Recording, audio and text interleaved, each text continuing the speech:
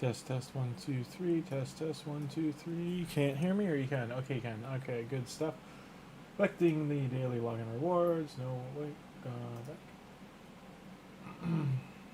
No. Portal's red, but sadly not the right red. Collect all these.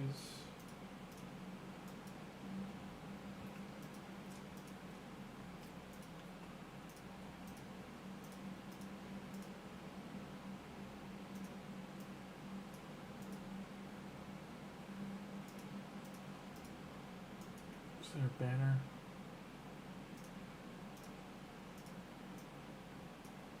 We already did our clan boss keys. We are scrolling over to Ganyong and selecting. We really do just need her there. Like, we just need another speed lead, and she's our only option right now. Some food going.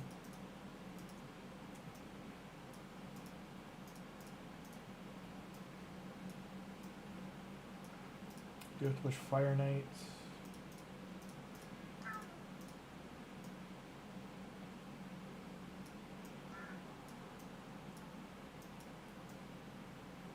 We got lots of food. The last spot I'll give to, just in case we actually get there.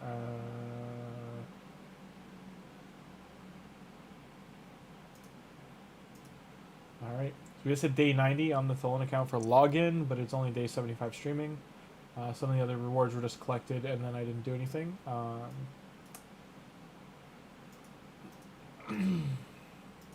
Just gonna run this energy out, and then we're kind of hands tied after that. Here's our shard situation right now. We also will have the monthly soon, 20 or 19 days. Get the artifact upgrading out of the way while we're waiting. Oh, I didn't realize his ring was an upgrade.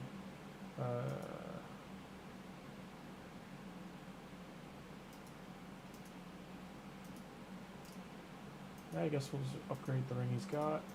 I probably won't 16 this.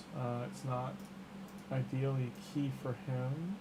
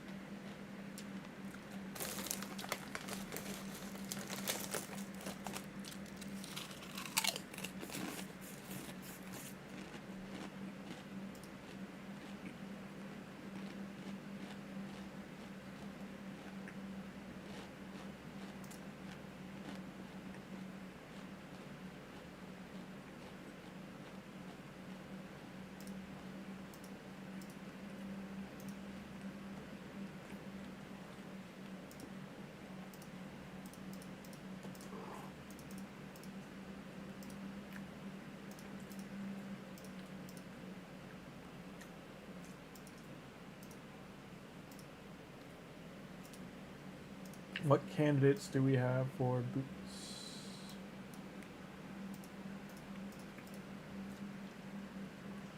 Still saving silver. Not the best. Defeat 50 Void Champions.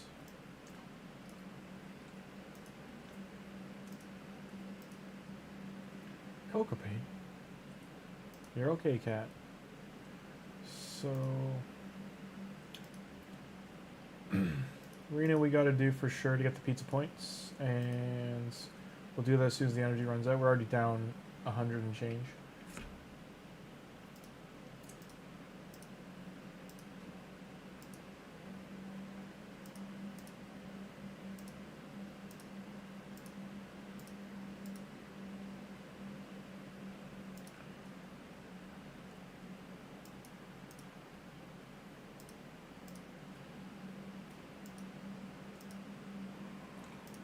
Do I have plan? Nope, still at the limit. we still got to push the diver here, which we can't really get this, but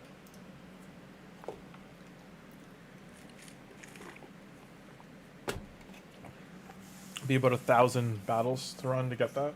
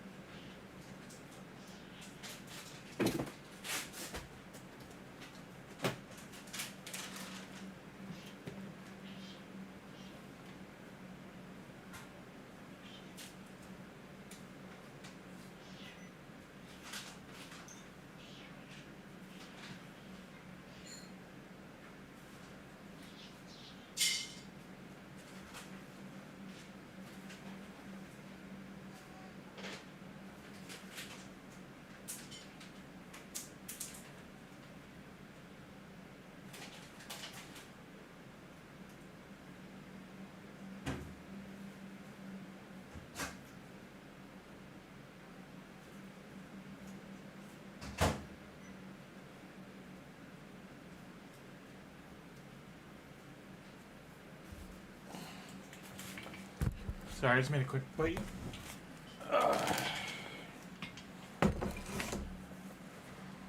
Quick bite to eat there. 50 energy remains.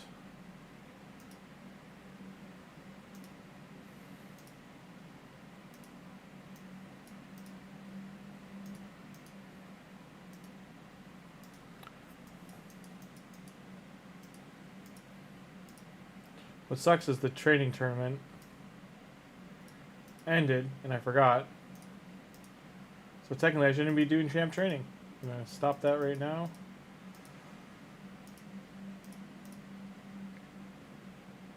Mistakes were made. Alright.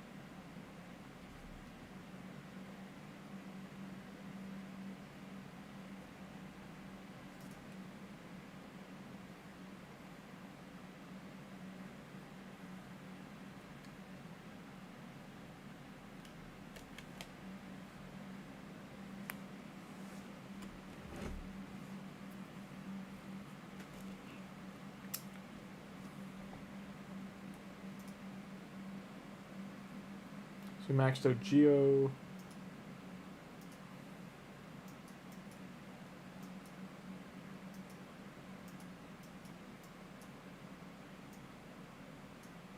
What's my mission right now? Magic Keep, which will open Wednesday. So I've got enough gems, I might crack this. I might crack this today if it's Magic Spirit. If it's Magic Force, I will not. When it is Magic Force, so that's not worth it. It's all delayed on Tholin there, sadly. Gonna do this any differently? No. I don't think that's gonna turn out any differently.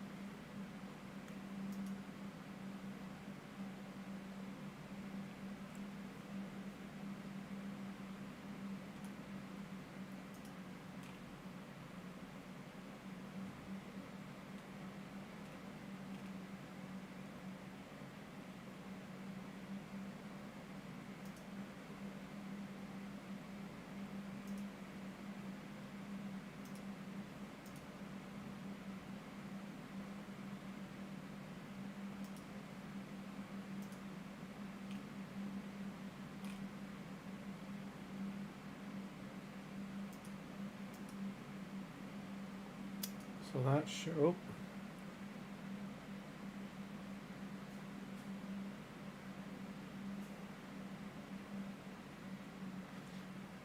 Thank you for stopping by and saying that. I appreciate the kind words.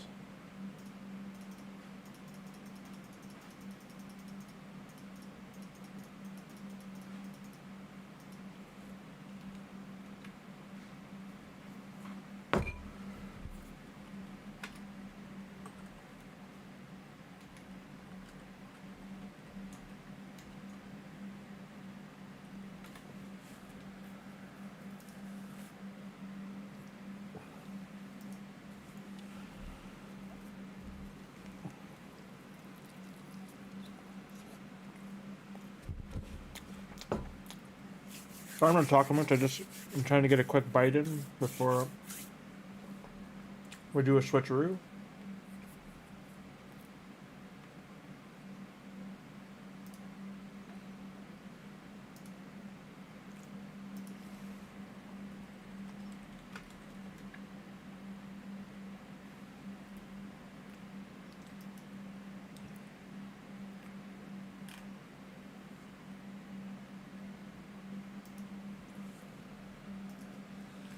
Collecting runes, even if they're 1 to 2 star, just helps add up. Having the inventory to like just pre-roll some stats in case you don't have enough to, or you don't get lucky and hit the ones you need.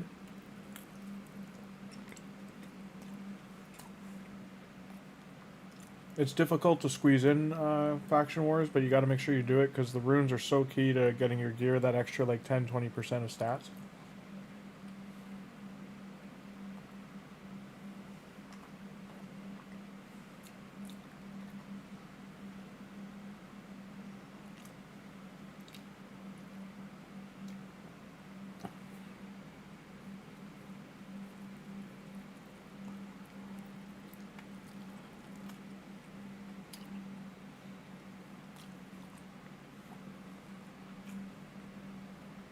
Worst I can do that on Tuesday, I think. I gotta check my work schedule. I think it's Tuesday I have off.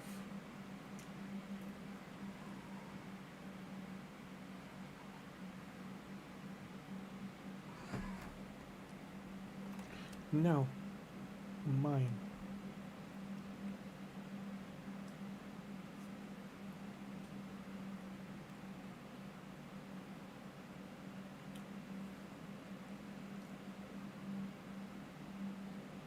Oh, I'm off tomorrow too. Yeah, so I'm off Monday, Tuesday this week.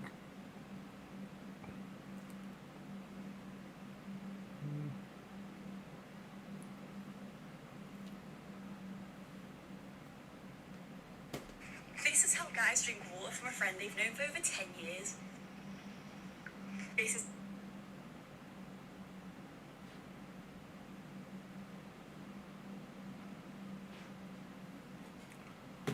Oh, how stupid Instagram is. Sorry. Got that done. See, I'm off Monday and Tuesday, so we can do that tomorrow. Yeah. We'll give it a shot tonight, but if you still need help, I'm going to be on longer tomorrow. Pretty sure I took these guys' gear. I did. I did take all their gear. They're also in a position where I need to roll it all up, but want the artifact enhance points. And there's no artifact enhance event on right now.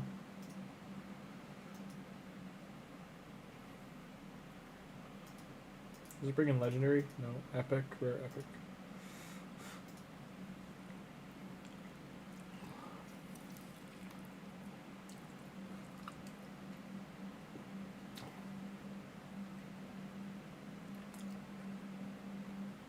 I don't, but we'll talk about that tomorrow.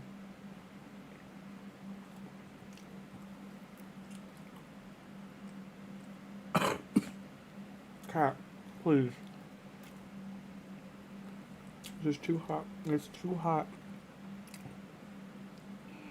You never used to eat my food, so why are you all excited now? Hmm? Willow? Willow?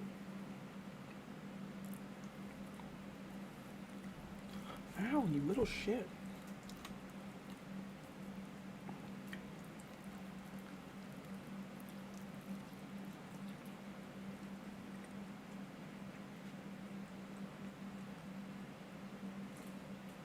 Sorry, I think she hit the keyboard and it's going one time. Let me fix it, sorry.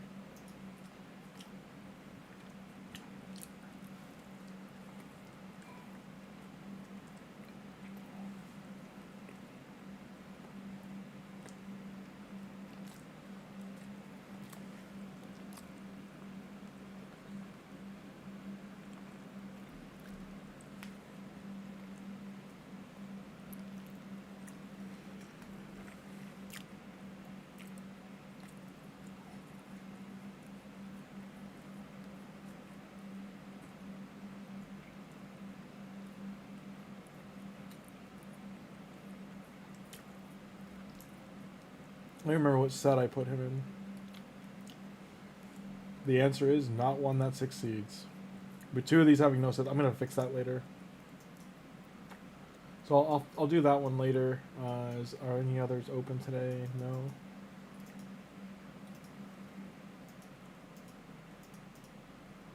No missions to collect there.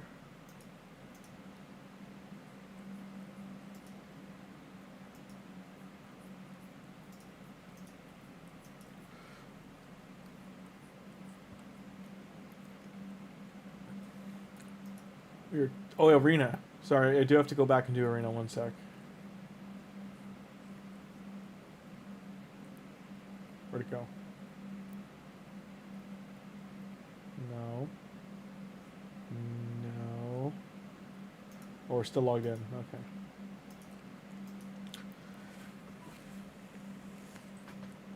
I hadn't switched accounts yet.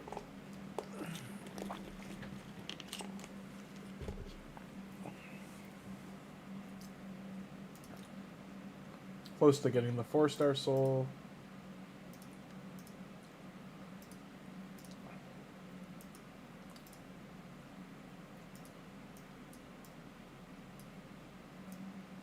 I do need to do Demon Tower too.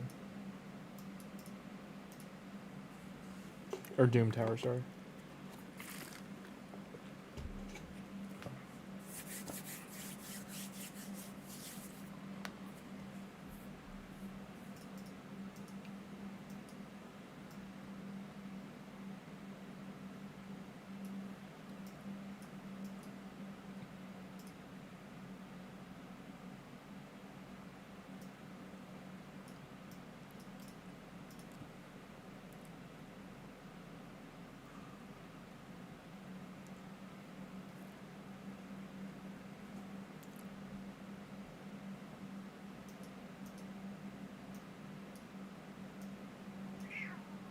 Oh, don't you start now. Yerpy, you're fine. You're all fat and you're all fine. They're not all fat, by the way. I just call her that because she's chunky compared to how thin she used to be. Yeah, that's right. Making fun of you.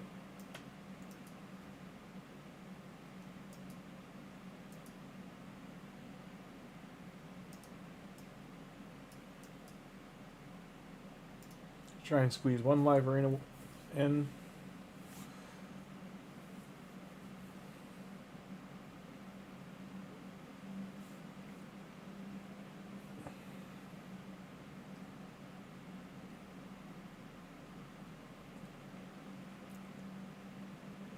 Pillage Night in the ancient times.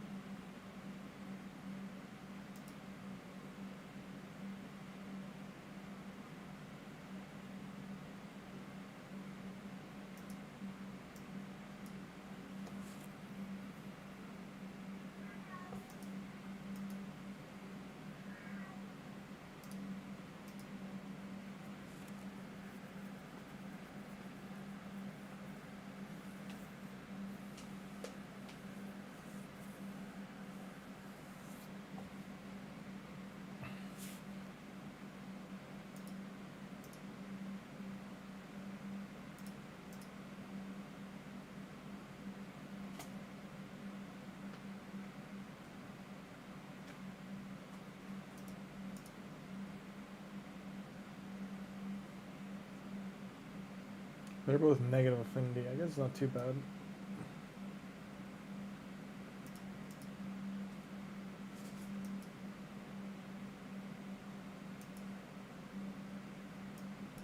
I guess we're getting 2 live arena battles in.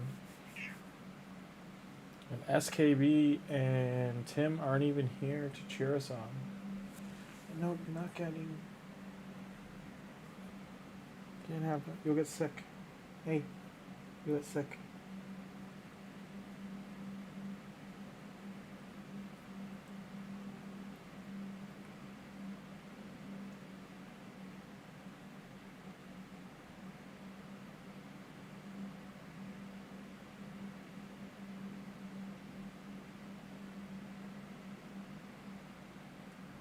Guess we aren't going to find an opponent. Hey, look, instantly I cancel and we find one.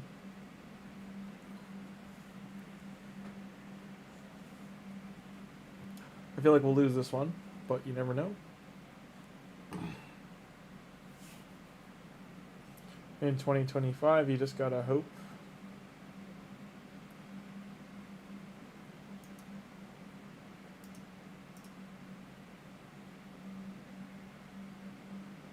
Pretty good champion to open things up with. He's got her ascended too. So there's a legit arena team.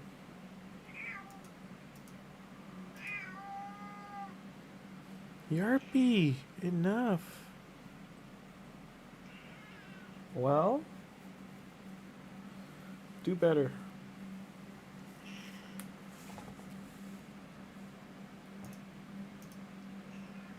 So if I ban the speed, the myth is a problem, because she'll keep these 3 alive like for a turn or 2. If I ban her, or lockout, but then speed, they kill me. I ban the damage, still leaves these 4. Speed is really the only thing I can do. And he's looking at like, oh, that's your damage, so hope the other 2 show up. There's a bad affinity I'm just noticing too.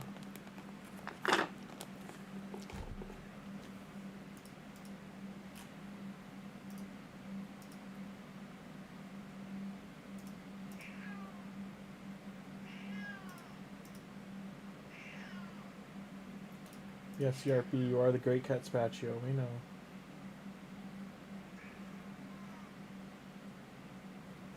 Does she have a... So did it anyone to protect him, so I'm guessing he's going to one-shot me.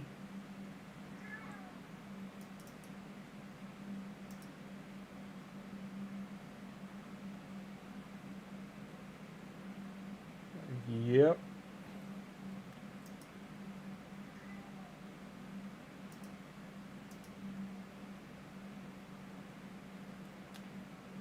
I can hope the burn kills her, but she may kill one or two more of my champions.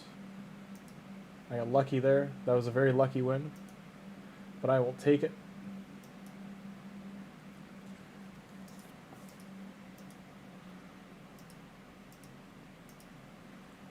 So you know, faction wars is what we're kind of focusing on. Though we could...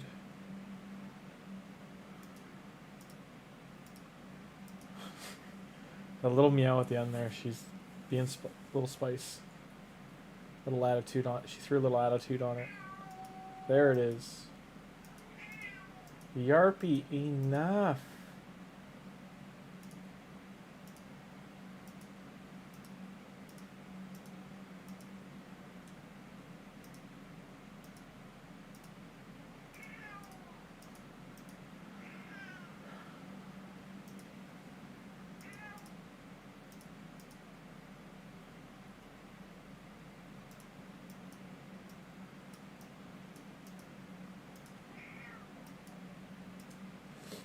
I've left this sit with one-man defenses because I'm trying to drop a tier. I know it's 120 or 30 less like weekly metal, but I need to farm something fierce for 3v3.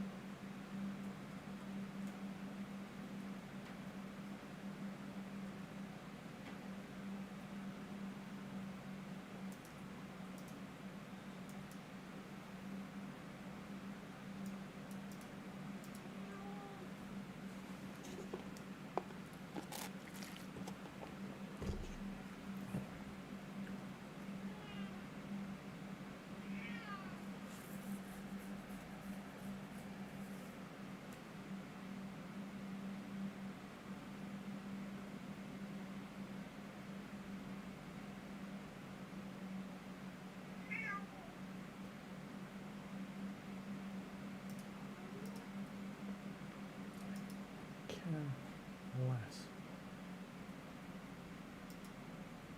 I've worked for every major besides James Cameron.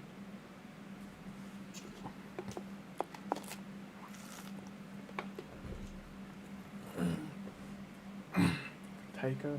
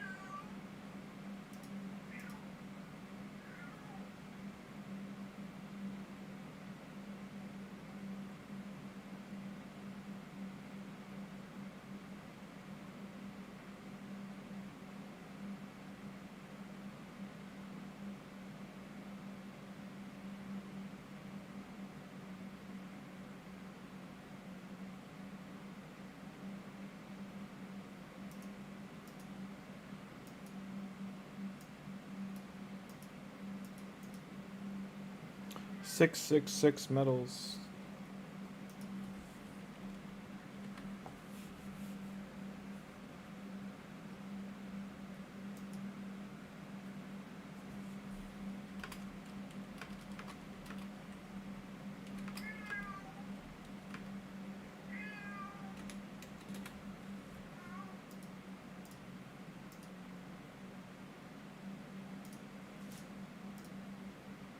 Okay.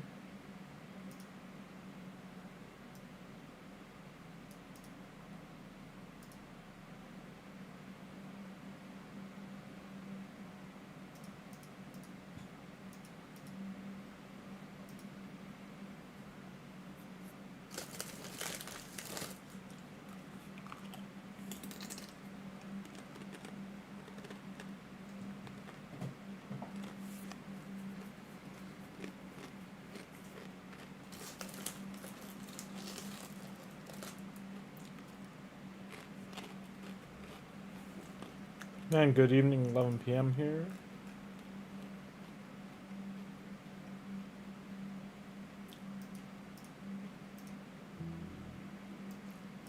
Actually, that is a good song.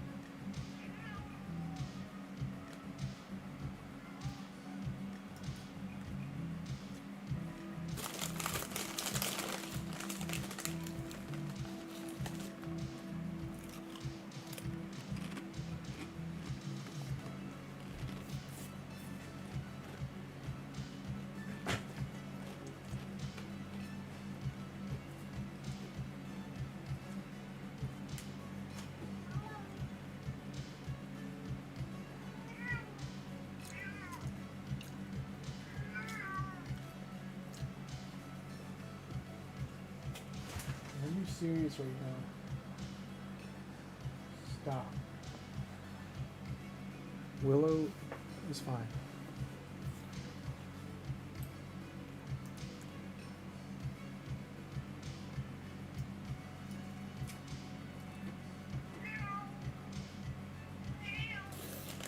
Turkey, enough.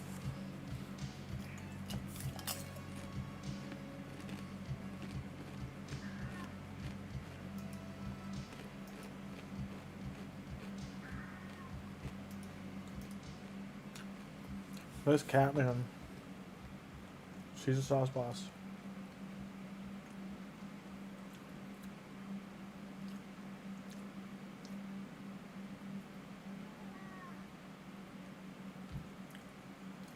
Such attitude, Yerpy.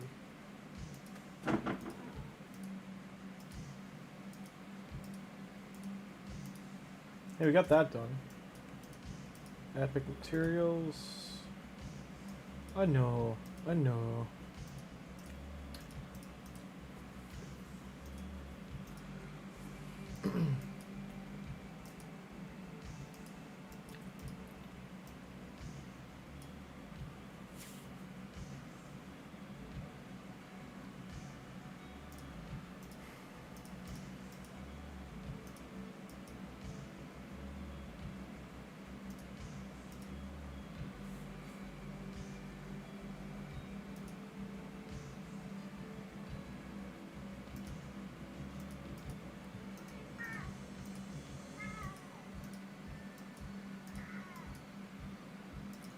Can't get lucky. Can't get lucky. No speed. Sadness. Close. I do hate. This is so intentional that the Altar of Souls is like right where the buy button is. Drives me bananas.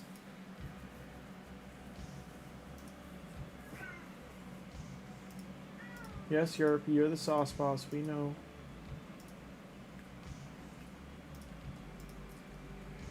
Why does Michelangelo show up? Did we already 2-star? Is he already 3-starred? Oh, he is, okay. I was curious.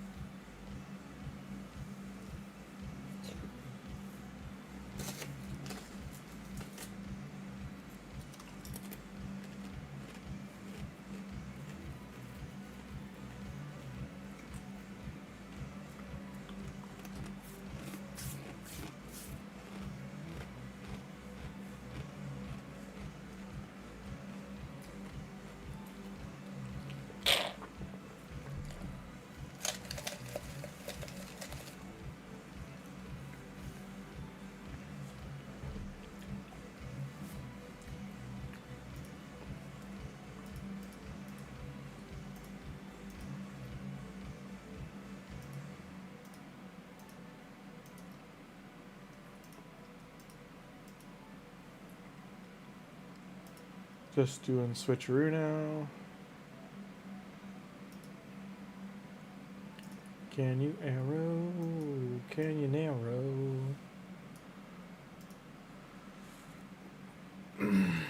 Hey, Gubinator.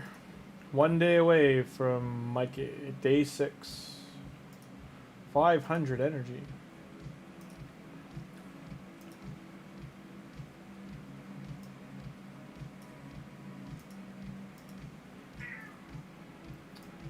So this is 5 hours. My champ training still has a day and 2 hours left. So my training tournament will absolutely overlap. Sorry that it's all small there. Almost gonna get her too. I won't be able to do this, but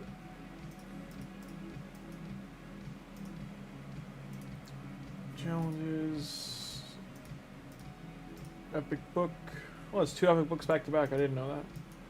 I've got a heap of epic books right now. I've got like, I think 12 or 14.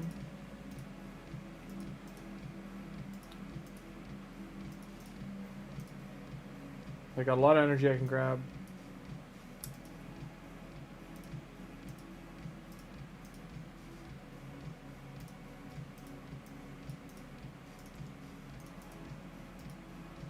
I don't know why he wants me to attack Chimera when I'm nowhere near ready for Chimera.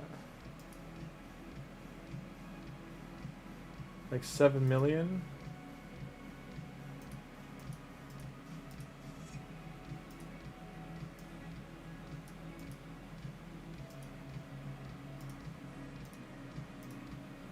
I've never used this button, so let's start and see how it does. 2 immortal pieces. Why is Ugo out here? It's a choice.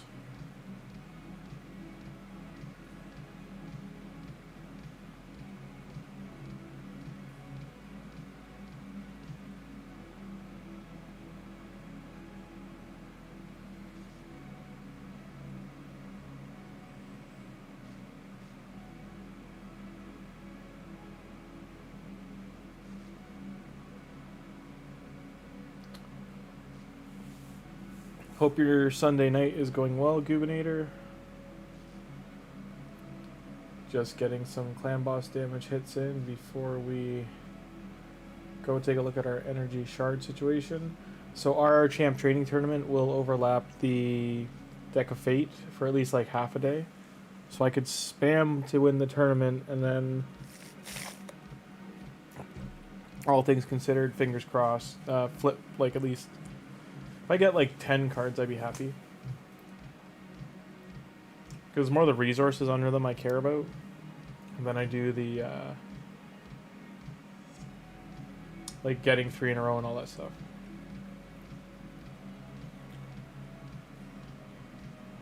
So Mikey's A2 and 3 are worth booking with your, like, until you're like mid game. I would say, because like Tuhanarak, you want his A3 and 2 booked as well, and Tuhanarak, you want her A2 and 3 booked as well. Of all those champions, Tuhanarak will carry you the most by booking her. It changes her immensely.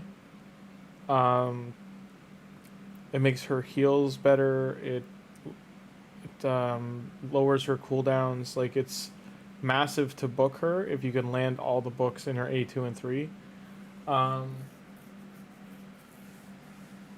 Mikey doesn't... Tuhanarak and Mikey, if I recall, don't need that many books. I think it's like 20 books between them. It's like 20 or 24 if you're not including the A1. Could be less than that. In short, though, I would say book Tuhanarak first, and then if you land all of them into her A, or most of them into her A2 and 3, then I would consider booking Mikey. Like, Mikey specifically, his A2 is the first priority, because it has a buff spread, a debuff spread.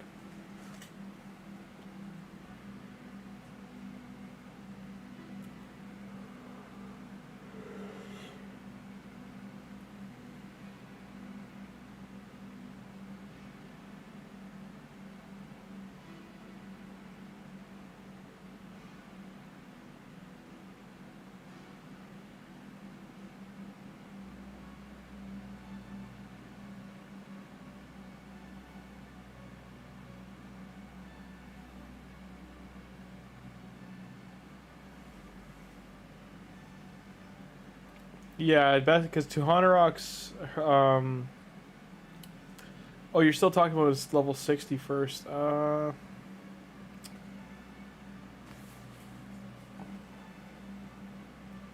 just showing you, like, in bad gear... like, she's in very bad gear, right? And she's still on...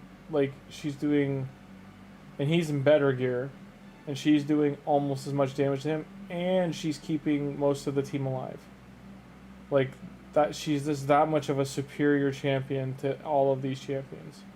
She's done twice the amount of damage here, 20,000 extra shield, 120,000 extra healing, and that's his primary, like, function. So I'm just giving you context of, like, how good she is and why she would be book priority. On that note, I do have books now, so, like, I'm just waiting for the card flip to start in 5 hours. But, like, so right now she's in 4-star boots, only 12, 4-star shield, 12, helmet 5-star, 12, a weapon that's just giving her res. Like, there's only one stat here she's benefiting from, and maybe some health, but mostly this. The other stats are all, like, nothing. These stats are mostly nothing. For her, it's just the HP. It's a 3-star piece. But this is a flat stat defense, but it has speed. The damage and HP, like, she's, so, like, these 3 she's getting benefit from, where this one's, like, eh. And she has no ring or anything yet. And her masteries, like, she's only got these masteries so far. So, she's not ascended. Where Ethos is wearing like, more heavily focused damage gear. Little 16 piece, a ring, and it's just, and he's got almost 5,000 more power than her in rating, and he's still just, like, nowhere near. Like, one, she's out damaging him, and then two, she's also healing and defending the whole team. Like, that's how much of a, like, how much better of a champion she is than most champions. Once she has this, like, there's nothing close in my roster that I'll get for like a year that'll be close to like as good as her. When Plarium announced they were giving her away for free, people lost their minds. Because there's so many people that have champ chased her and like gone after her and can't get her. And she's such like an enabler champ. She's very well designed too, like really clean. Looks good, like it never even got like little gold paint on her lips and stuff. Nice braids for the hair. Her headpiece. I think that's her hair. Yeah, I think her hair is put into these 4 braids.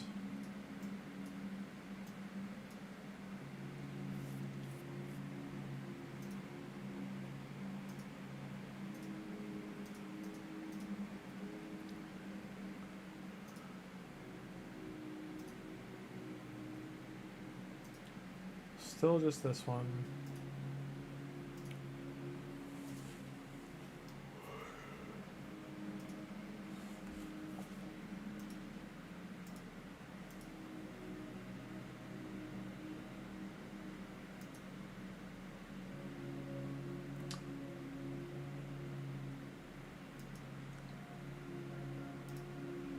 So we're gonna YOLO it to do 2 summons.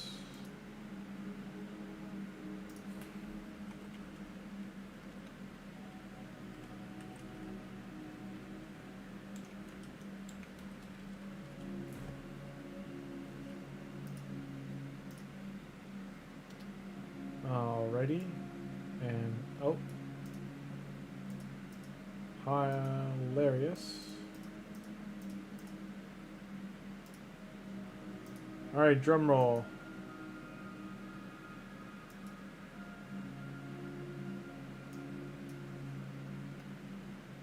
Before I do want to check one thing.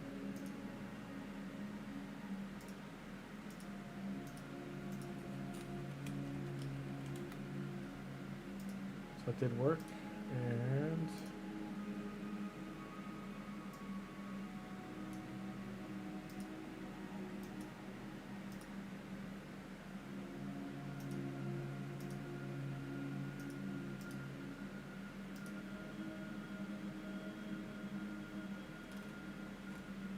where the heck's the event calendar? There it is. Okay, so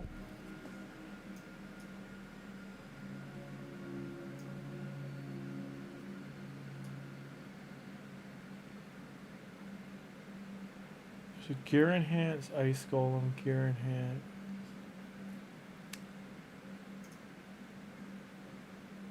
So Champ Chase is Friday. This won't last till Friday. Actually, Monday, Tuesday. Yeah, it still ends Thursday no matter what.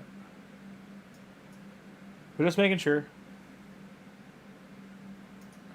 First epic is Geomancer, so that's a legendary in disguise. And he's pretty much the best epic in the game. And second will be an epic, and it's a check, the Wendigan, or Wendarin. Hard name to say. This champion I've always wondered, like, his mouth is here. I don't know if you can see, like, he's got like a, I can't zoom in or out on him here.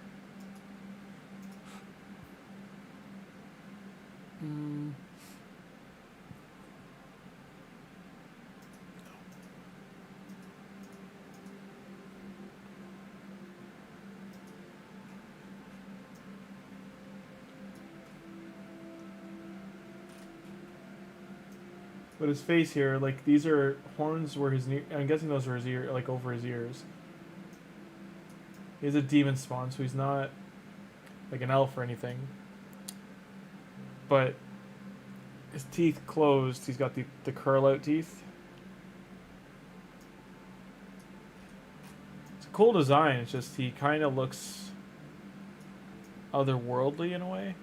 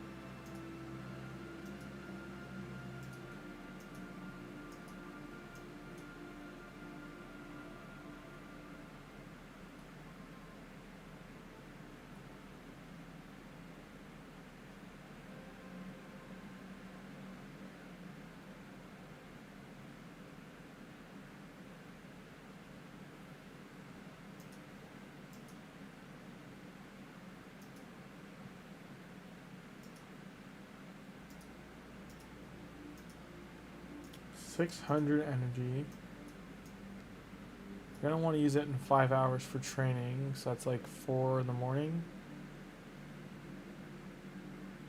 Yeah, you should wait till the Deck of Fate starts, because it's gonna be champ training and the soul shards.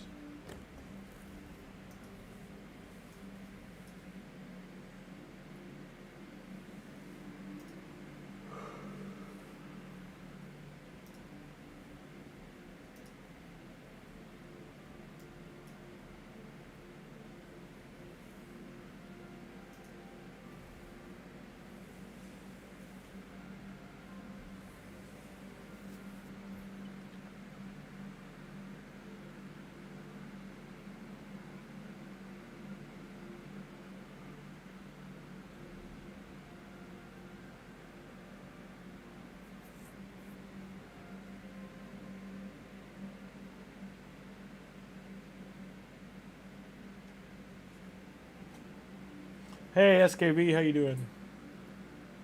We just opened 2 prism shards and we got Geo and a shack. The Geo is huge though. Geo go.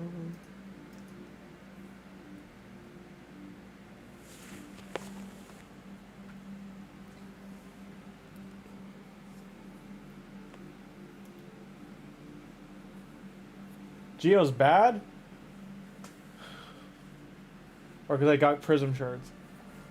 We did a small budget for this account, so we're getting the Forge Pass and that.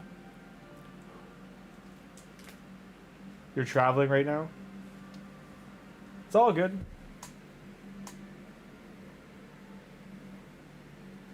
A shack was hit or miss. A shack's better later when the burn, like shack's gonna help with spider because of the burn.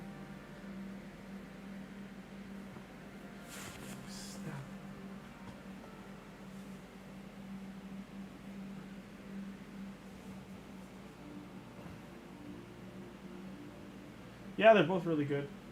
I didn't want to keep going because like I'm just not gonna get lucky the next time around. As you so elegantly put. Oh, you meant you're bad. You're bad because you're traveling. Oh, you're watching your phone. Yeah, just please be careful. If you're driving, please be careful.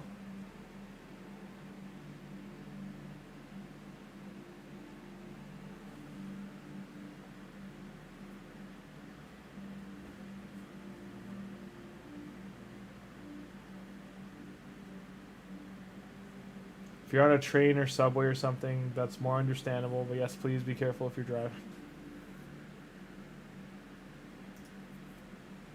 Okay.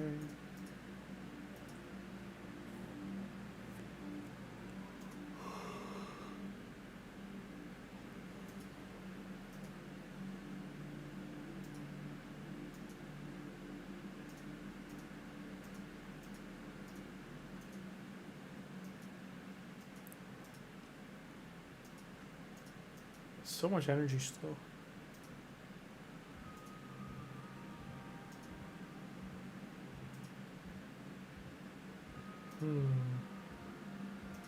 Like this guy would be big.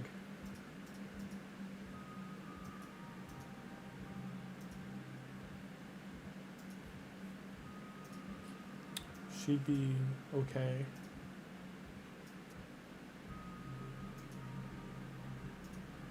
Massive if we got her.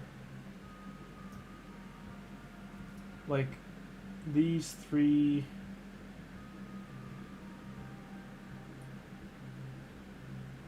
I mean, there's 6 good ones. Unsure because I don't know how good or bad April is. We already got these 2. She basically covers, like, I don't need her, I don't need him. Allure would be good.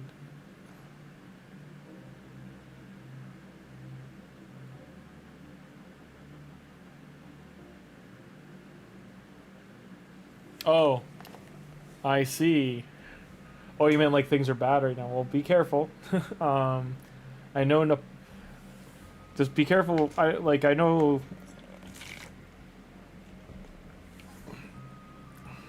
I just mean you live outside of NA, but Yeah, be careful.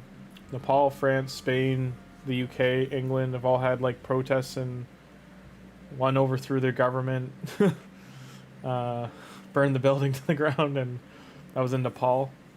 And yeah, it's been pretty wild, the things that have happened in the last couple days.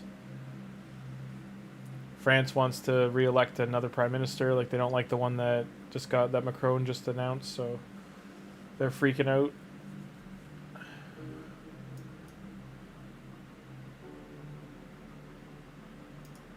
That was 128.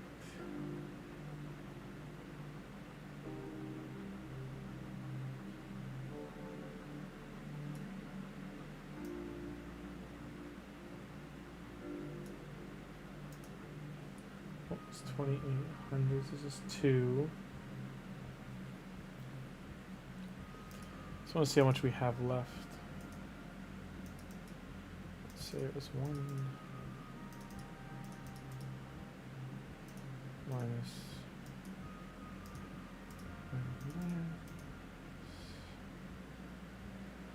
What did I get? Hang on.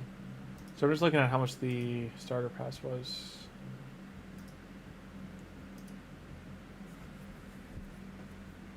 So right now, 48 is used.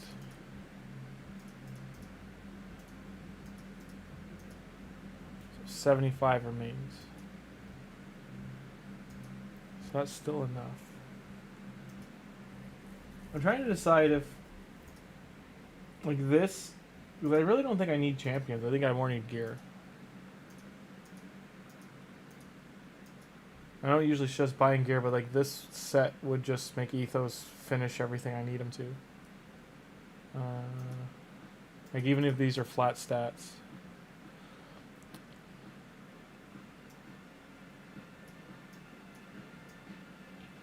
You're from Bangladesh. It started all from here. Okay. So like, but this is like a history lesson too. So like I'm not, I've got to get re-educate myself on geopolitical, you know, landscapes. But would you say what's happened in Nepal is good or bad? Like with the re-election and wanting new leadership, because it was really corrupt, wasn't it? It was a dictatorship before.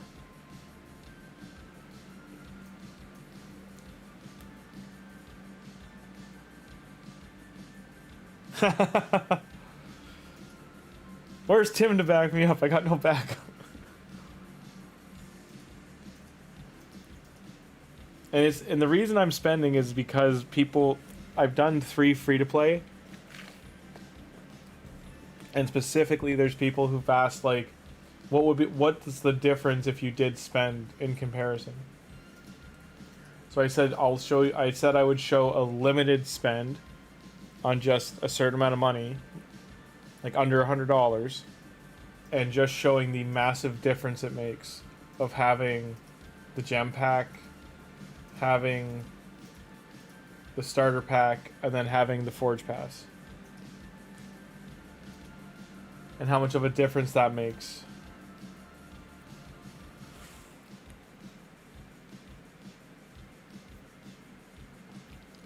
No, those are the gem pack. Like, I'm gonna have thousands of gems. Like, I don't need, like, I think by the end of this I'll have like 4,000 gems. So like I have around 3,000 energy still. I'm just like I have to wait 5 hours for the champ chase, or sorry, the deck of fate. Because this was a newer account, all these tournaments should be over, but they extended an extra day clock, so I'm actually gonna try and win all of them. So as you can see, there's not high point caps in these tournaments, so if I can win all of them and get all the relentless gear and all the lilies, the dragon might be harder because it looks like someone's committed to that, but classic arena's low.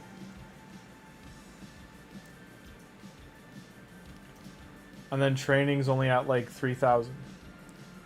So if I get to here-ish, I think I can win it.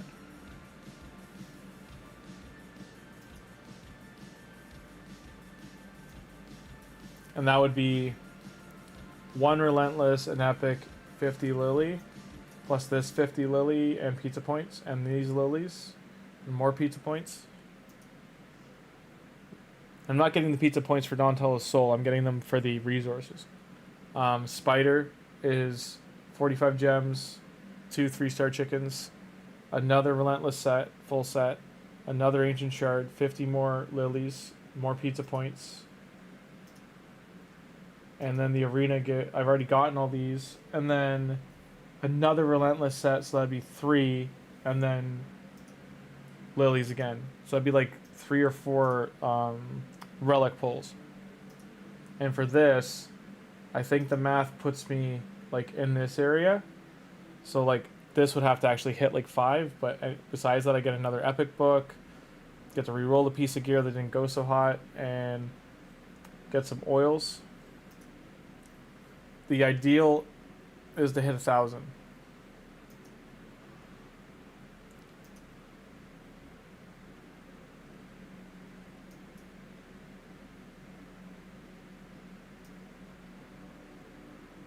Oh, you're not wrong. And we're not doing pay to win. I'm just doing light pay early to show a push. It is pay to win, but I'm saying I'm just showing the push difference of once you have the Forge Pass to show the XP banner and silver difference. Because I did all the math already aside of like where this account would be roughly in like 2 weeks. And I'm going to show the comparisons on math on like just like XP runs, all that kind of stuff. And how quickly we can get this done.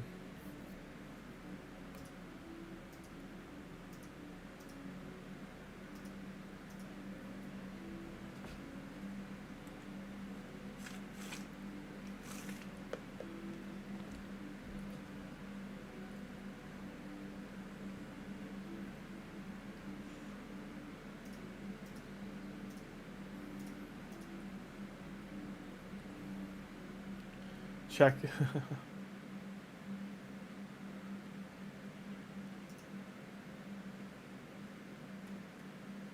1 point? Oh my god. So, did that happen when it was closing?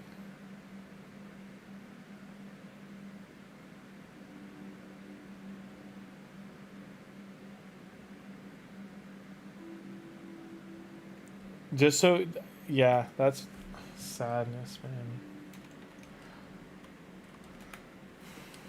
I think you've seen that happen to me on the Tholin account. Like that, I did those, and that's happened to me multiple times. That they put an update out or something, and it kicks you out in the last like half hour or last 45 minutes or something.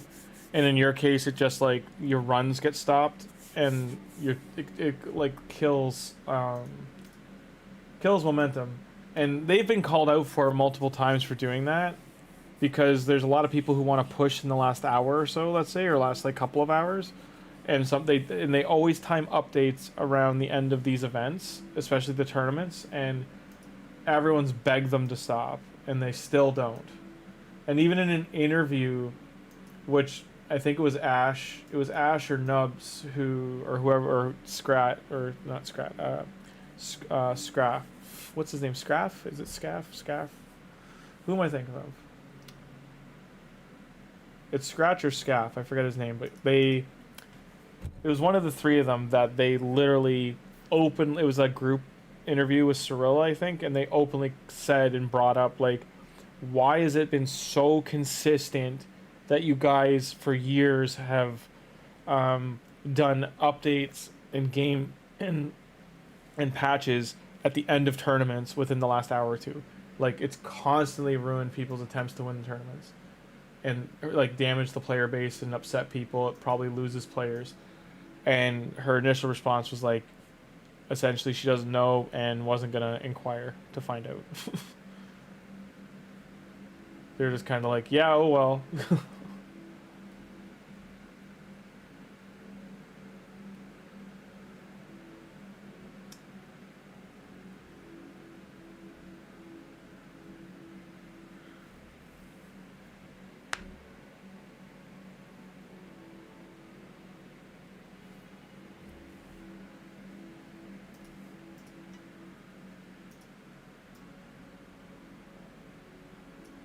Okay.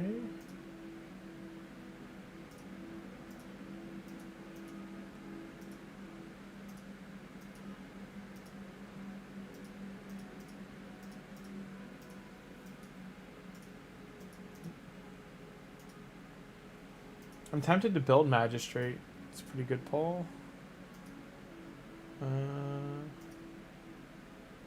Oh, and we get her. Oh, I should have saved her for Friday. Damn it. Oh well. Mistakes were made. Got excited.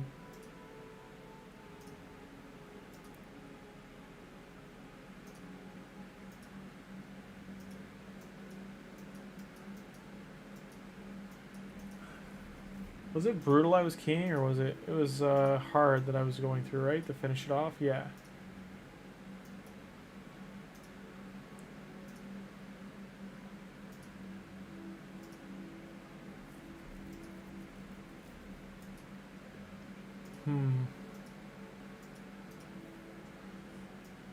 I really don't think...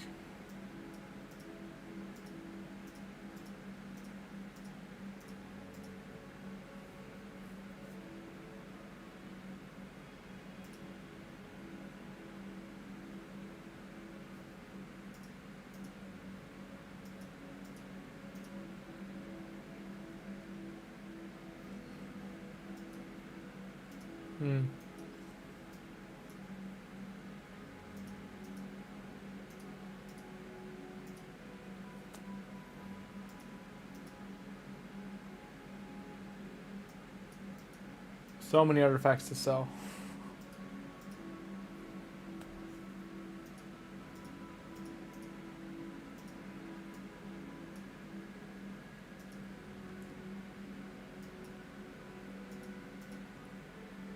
I could swear I got a good piece. Oh yeah, these I got both these from Michelangelo. Like they're not too terrible. They're better for Tuhanarak. That rolled badly. 2 out of 3 is okay. But I need to hit speed to be able to swap these out. Speed. Not speed. Worst possible way that could have rolled.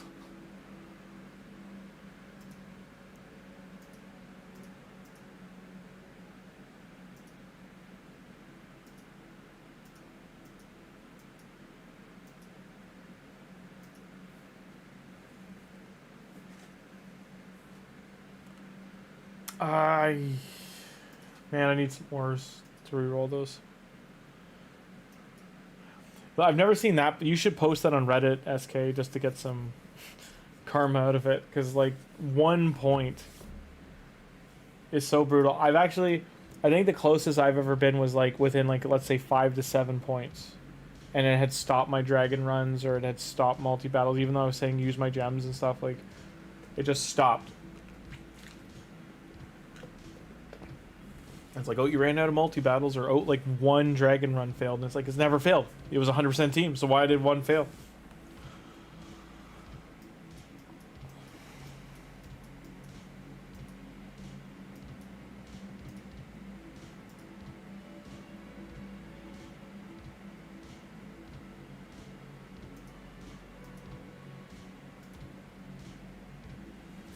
See if 2 attackers is better.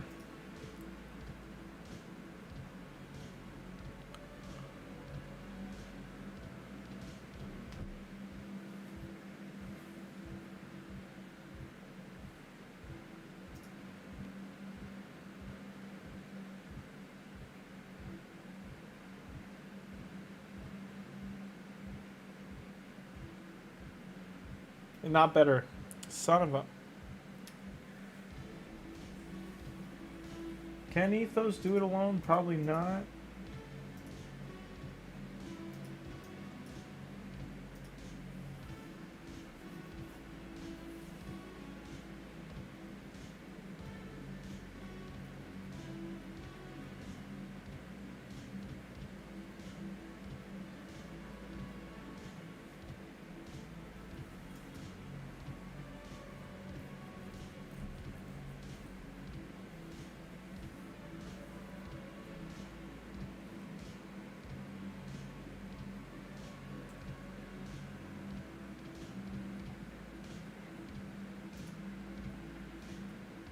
I think he's gonna die still.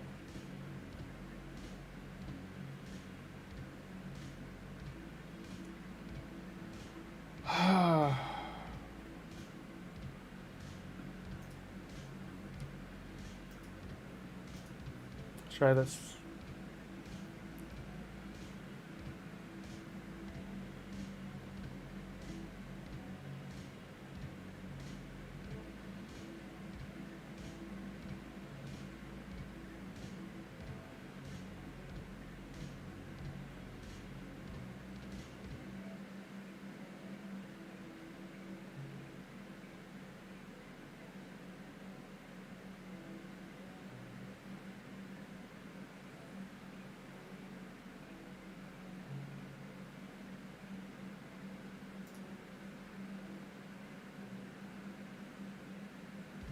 Okay, maybe Tagoar was the right choice. Maybe Tagoar was not the right choice. Tagoar was not the right choice. So he just needs a support, but Tuhanarak dies too.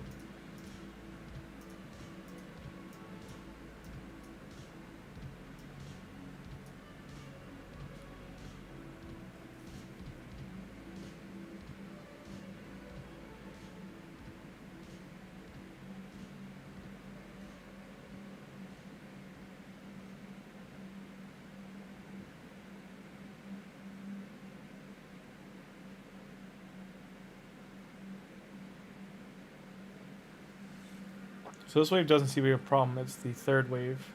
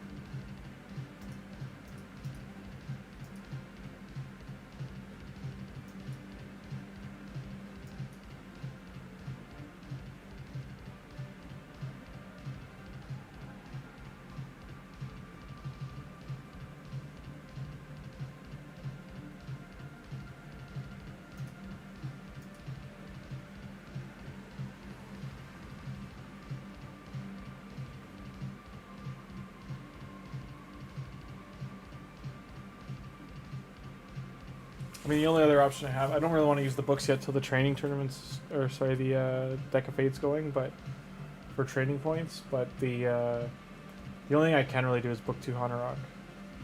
It might speed this up enough, like for her debuff removal, to protect from the bombs.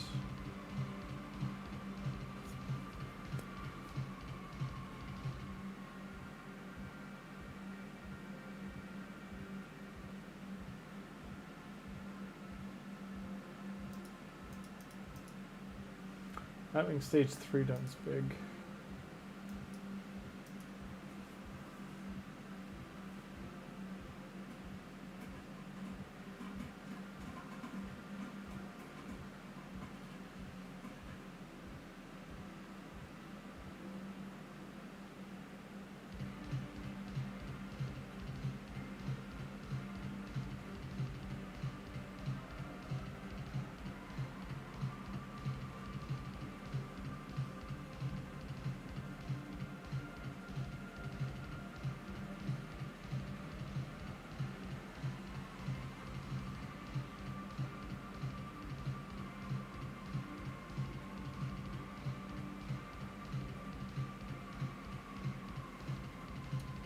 La Bamba.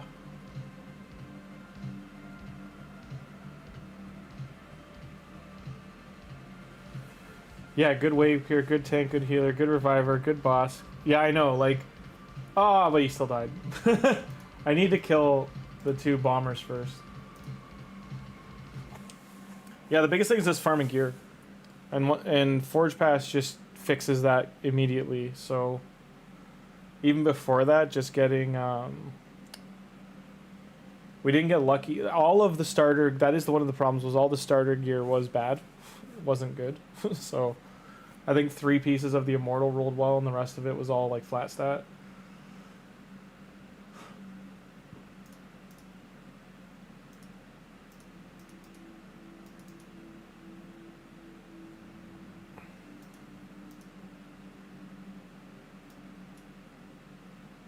Turn meter problem. Getting a lore would have been the only other better thing I could have gotten than a shock.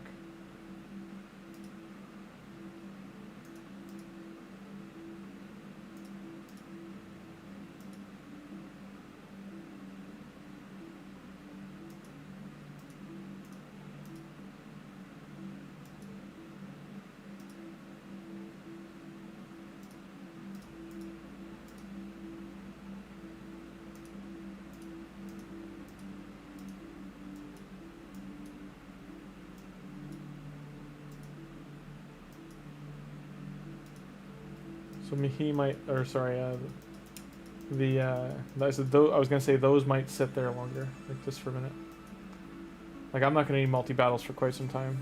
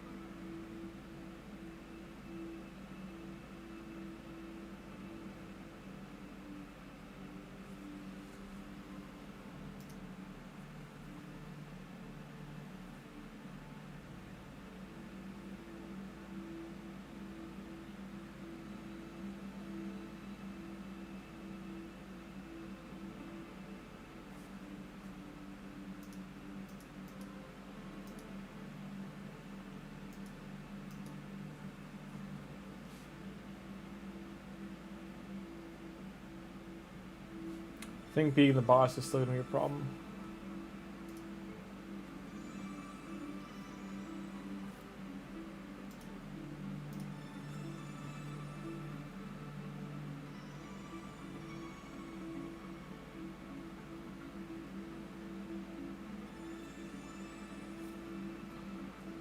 Yeah, getting Ethos, he really was like the perfect champion.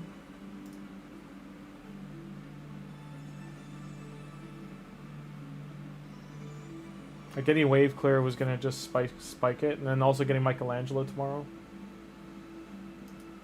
So, final 2 stars we need, and I don't think we can get these yet still. For the Sacred. Hey Trey, how you doing?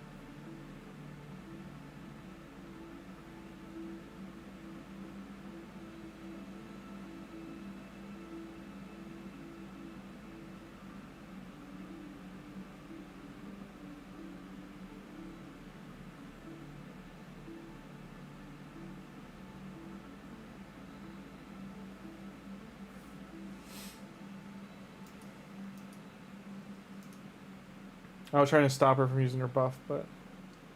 Yep.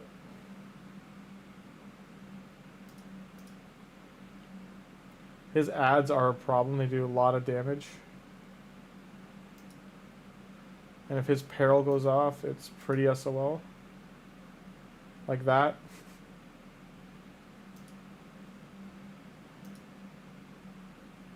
And that. Like, the trick is just not proccing it. I'm wondering if I just keep A1ing instead of...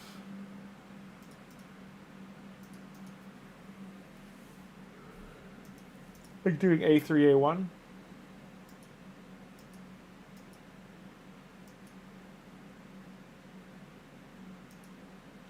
I bet the playlist is asking me like, hey, you still there? I honest to God hate that Facebook just refreshes everything every time you open it. Like I was trying to leave it open on a video to watch later, and now it just refreshed everything.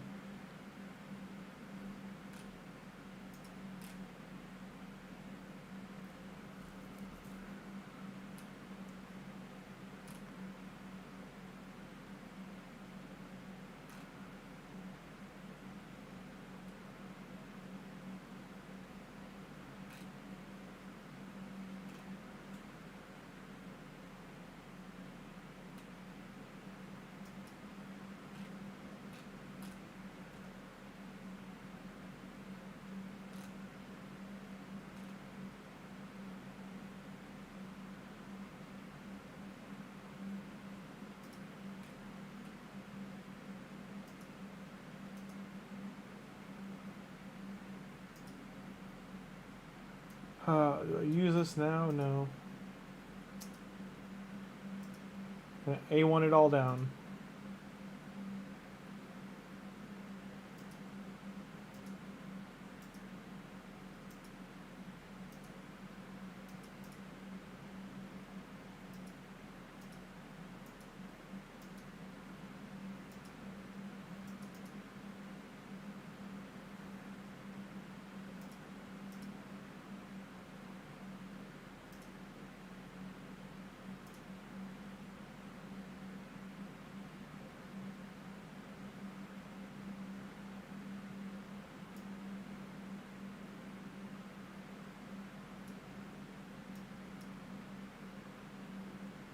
Okay.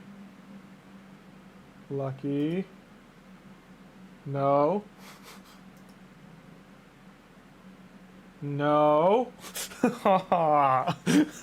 We're so close. Bad enemy. Bad.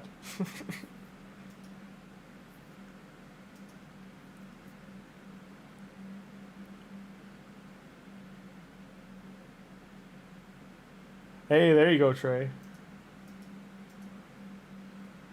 Yeah, some people were shit-talking Donnie, and it's like, that is uncalled for. Donnie is good. Like, he's much better than you speaking right now is giving him credit for.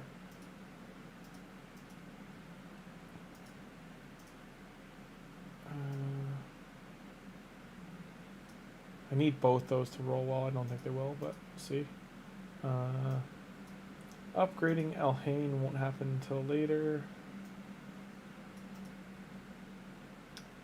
How many books do I have so far? 3, 12, 22. I've only used, I think, the books for Elhain. And then we did Mausoleum Mage. We put one book into him. So I still have all my books. All my novels and short stories. Because I was debating if Michelangelo is worth it, or if I should just like Tuhanarak's honestly like trying to get this.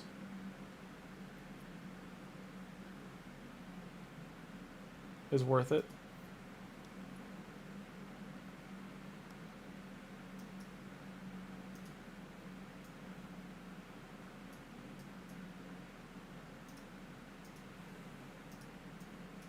Which one's further? Dragon? Spider. Dragon's further. This team couldn't finish this.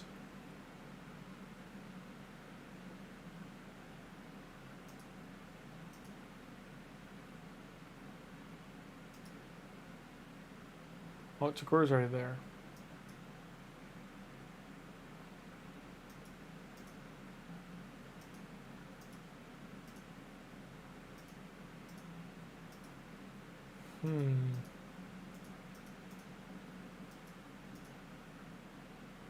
I'll give this lineup a shot.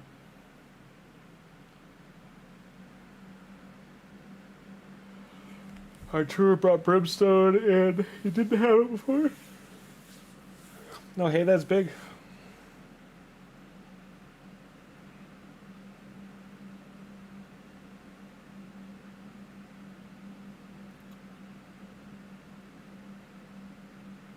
Do it.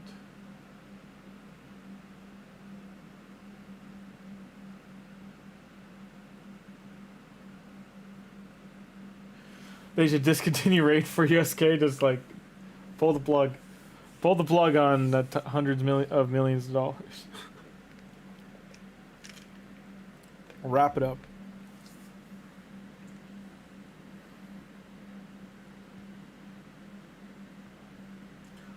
My guess is Raid isn't pulling in $100 million anymore, like in that ballpark, but they're likely still like 50 to 100 million, like somewhere in there. Because otherwise their parent company, like selling them off, like doesn't really make sense if they're still being so profitable. Unless the parent company was having portfolio problems with like other companies, and then they didn't want them as a successful company to suffer. Because Europeans care about their companies versus the US, which would have just folded Raid like a table. they would have folded Plarium faster than you could blink. Like, they'd have been like, ah, no more money, it's done. It's over, pull the plug. Sell it to Activision Blizzard, fire 80% of our staff, and raise our quarterlies for 3 quarters, and then fold the company.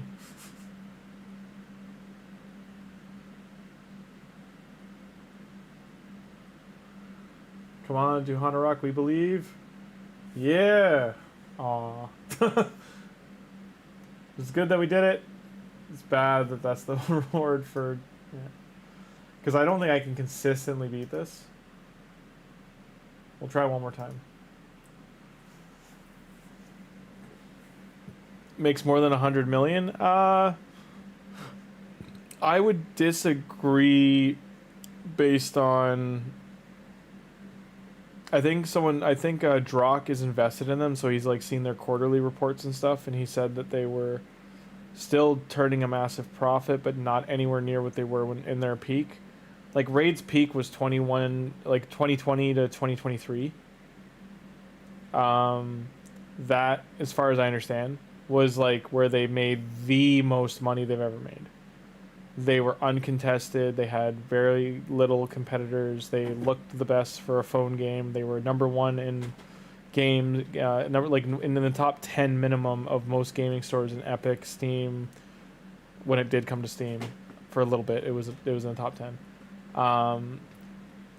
In cell phone, in Android and Apple, and you got to remember too, like apps like BlueStacks, like the amount of times Raid's been downloaded in those, and then they're spending in those because they have their own like shops for the Samsung store. So there's a lot of money in that neighborhood that they've lost over time. The war as well in Ukraine, which is where the company's rooted, I believe they moved it to Kyiv, and then they moved it out. Don't quote me on this. I might be misremembering, but I could pretty sure they moved the company out of Ukraine to Poland or Finland temporarily, or somewhere else in Europe temporarily. Like they moved the studio. They might be back in Ukraine now, in Kyiv. I don't know, but I know like they were, if I recall, they were in the west area, like safer, and then they shifted. But that would cost them a ton if they had to move the company.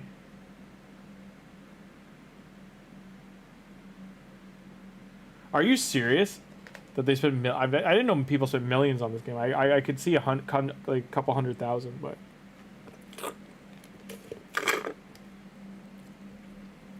Outside of, say, 100 like oil prince level wealth people who clearly like have sunk like 7 figures into the game, do you want to know what? I think it's just disbelief, because I totally do believe you, because Diablo Immortal, there was like small whales were spending $400,000 to like $1 million for the arena portion of that game.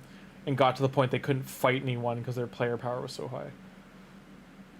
And that was just a Counter-Strike guy who, I think he gambles and makes money from gambling. But he had that much money. So, and he put it in there. And like as if it was nothing. So, yeah, it's... it was funny. I won't lie. It was funny watching him try to justify it. Because you're talking about like that much money invested is essentially the start of generational wealth, so it's kind of nutty to talk about it so willy-nilly. But it's overall, spend within your means, spend what you're comfortable with, spend with what's expendable, whatever amount that may be, but always make sure that your roof over your head's paid, all your bills are paid, like your life is taken care of before, because video games like this can, I'm just putting a PSA kind of comment tag in there, that like games like this can be detrimental to like your life. It's they're this whole game is formatted around a premise from a gambling company, so you have to keep that in mind. Like, it's meant to give you those dopamine hits when you get legendaries or get things, kind of thing. So just keep in mind, the game is trying to make you happy in small doses, so then you spend more money.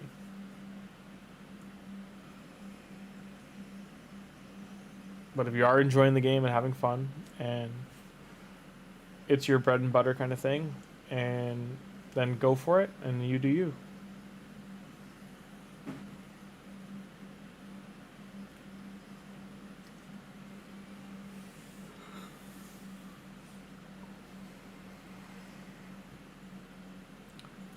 I think overall, what gets the people about spenders when they hear about that much money being spent is that the state of the world right now and the state people are in, like, you know, batten down the hatches kind of thing, like all walls closing in to some degree. They feel that way. So because they feel that way, it heavily weighs on their opinion when they hear about mass amounts of money being spent on something like a game or an activity. I mean, I know people that play poker professionally, and they will lose millions to make millions. So it's just it's like a 60-40 kind of thing. Like they'll lose 40% of the time, but they make like 6 out of 10 times they win. So it's just that little bit of extra. And then there's people who at poker are just don't get that lucky, and they're opposite. Like they, you know, they're up 40%, but they're down the other 60. And they're in pockets to the casinos and that kind of stuff. Is there anything else I can do here? No. No. No. No. And maybe I'll move artifacts to her. And so it's just basically going to be daily. Be what, 30, 60. So I'll get this tomorrow. So Michelangelo Day. Tuesday, Monday into Tuesday, and then Wednesday we would get Rector Draft.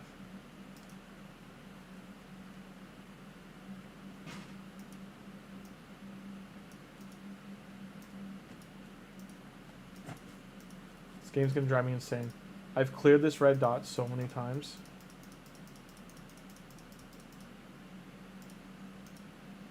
Stop bugging me about Chimera. I'm not doing it yet.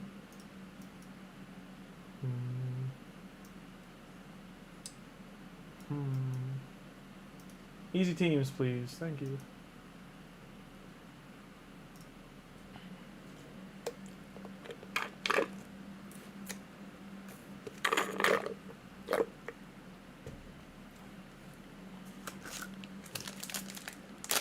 All that aside, I hope everyone had a great weekend.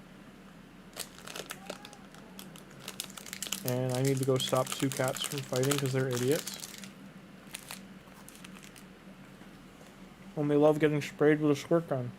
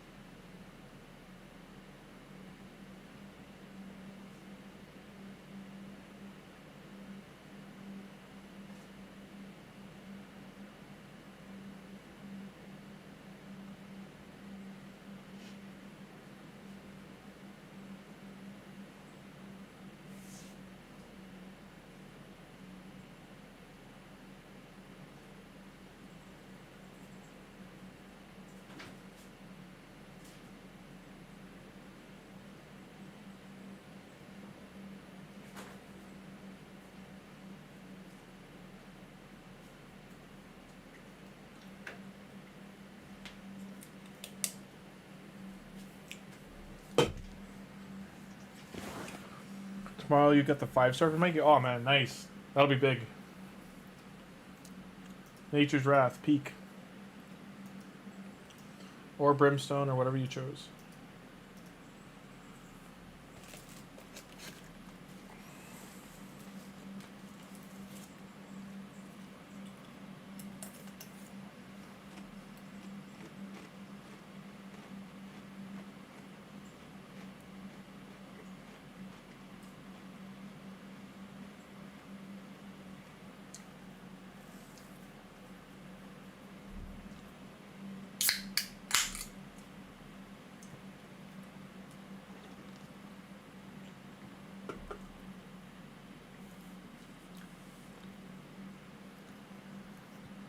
Well, that didn't win. That went poorly, we could say.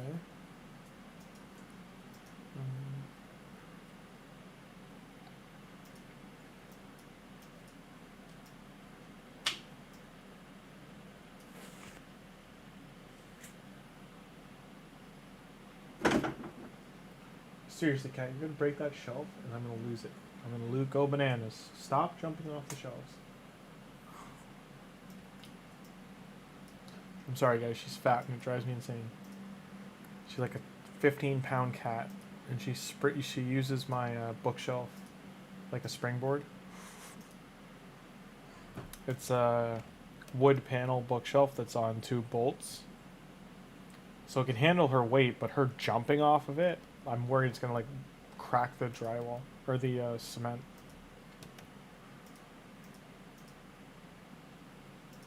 I'd rather not have to pay for that to get fixed. Dun, dun, dun, dun. Shard.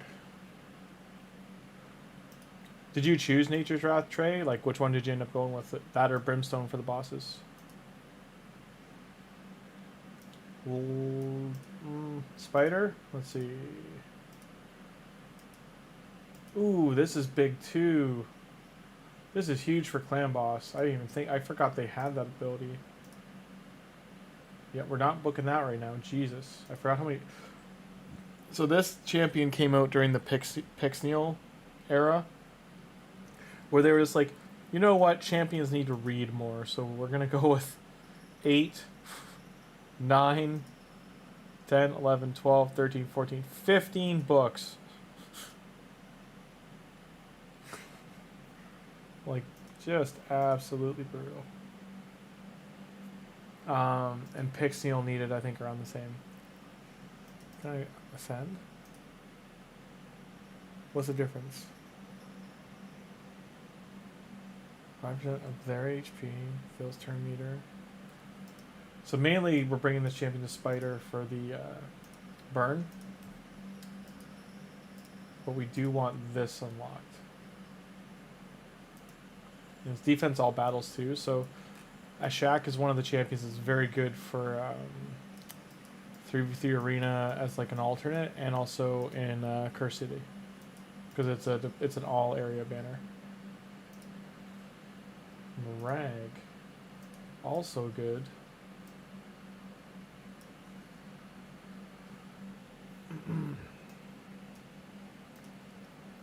Geo's also got like this, you know, he's so important for clan boss and bosses. I can't split, you know, focusing on 15 different champions, so I do have to decide which ones I'm gonna kind of lock and key down on.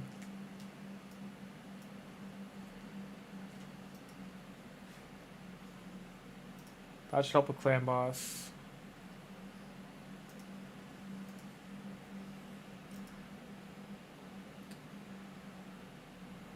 Do that dungeon. That's an aura.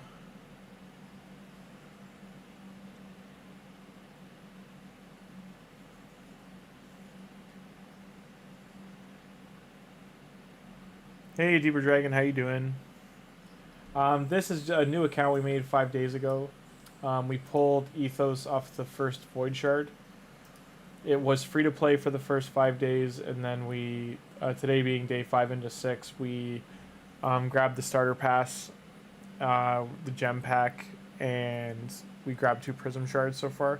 We're just doing a light spend to show like the acceleration it gives you, like having these chickens is going to matter so much and stuff like that.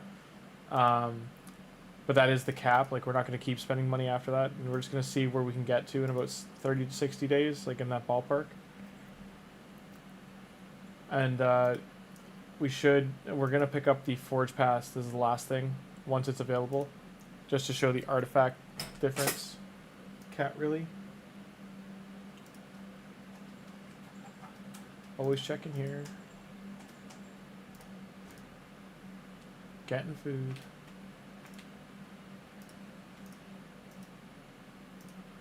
Alrighty. We can't beat hard, so we'll go back to brutal. Okay, 400,000. And just the way things lined up too, our champion training tournament's still active for another day and 2 hours, so 26 hours. In 5 hours, the Deck of Fate starts, and the Deck of Fate's going to overlap with the champ training. So that's also why we ceased upgrading our champions using any of our books, and we're just waiting it out.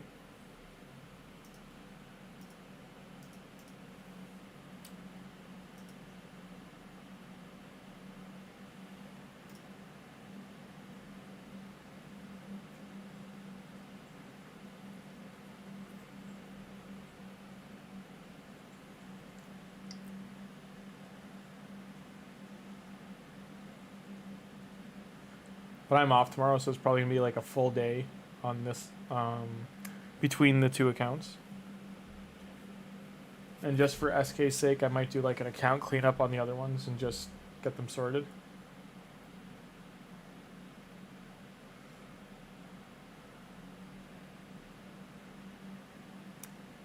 Yeah, it's lucky that it's still going.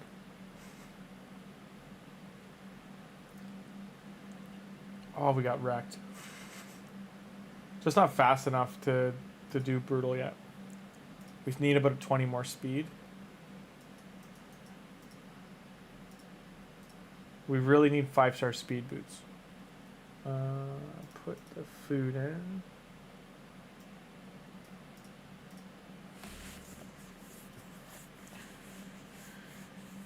We have about 2,000 energy sitting. Lilo, you took such a good chunk out of your ear, you fool. My cat took like a 2 to 3 millimeter chunk out of her ear by fighting my other cat. Like, it's still there, and like I tried to I sat and held it on when I got home today so it would heal, because she had ripped it open again. But you could so noticeable that she's got to stop. And SK, of course it's for your sake.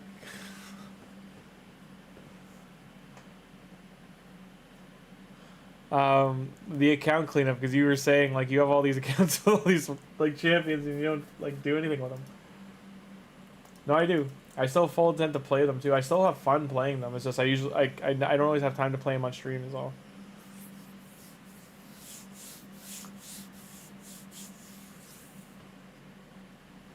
I think what I'll do is have a rotating schedule and just like 1 hour a day on each one, and that'll get most things done.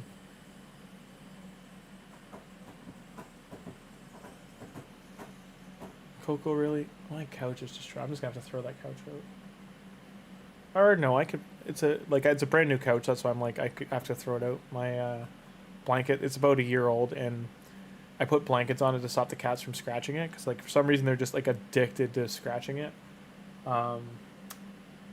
In short, that did nothing. They found their way. Oh, nice. We got her. We wanted her for which was it? Nope, wrong champion. I want the other one. Or I wanted her for Faction Wars, that's what it was. I wanted her Faction Wars. I think today or tomorrow's the last day we can like have the Faction Wars open, so we really want to push it soon. For my sanity, yeah, for sure. I mean, I have so many spreadsheets going, your head would spin.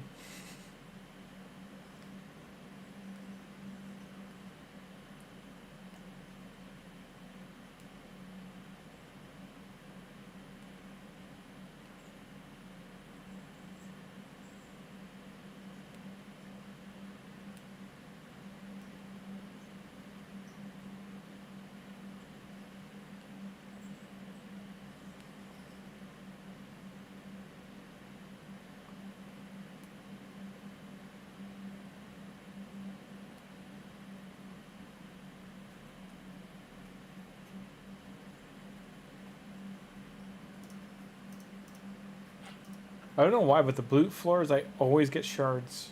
Like, I just never get boots. With the Dragon tournament going on, I should probably transition to Dragon, because I'm not doing training right now anyway.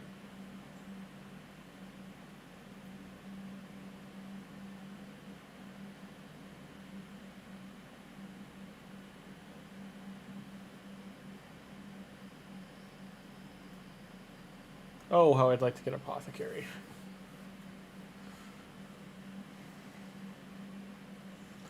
Oh, and SK, I think you missed it, but we did do live arena on Tholin before we switched, and it was only 8 minutes left, but I got 3 fights in a row. We won 2.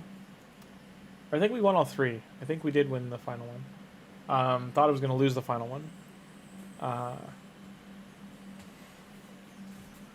now that I have what's his face as a second speed lead, it's going much better.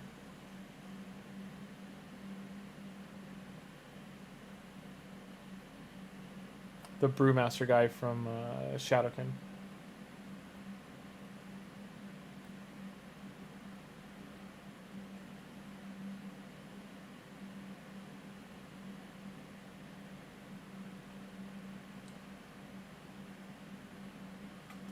I think the first thing we're doing on the Cheshire Cat one is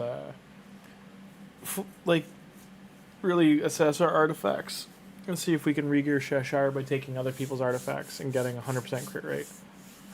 Because the crit damage is at like 270, I think, or 280. But if I can lose a bit of crit rate to get the crit damage to get the crit rate up to 100. I think it would just give me more consistent victories in arena. 3, 4, nice. Still need 5-star pair.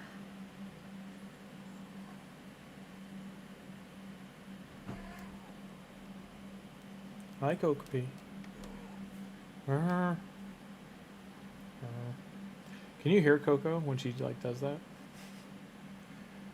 Hey, can they hear you, huh? Huh? Oh, punk. Huh? So my cat Coco looks like Gizmo from Gremlins. Except she's missing the white Gizmo has in like this chest. But has the face. The eyes and the face.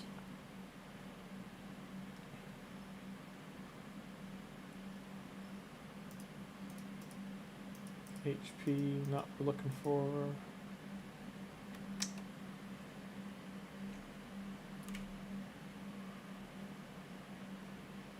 No.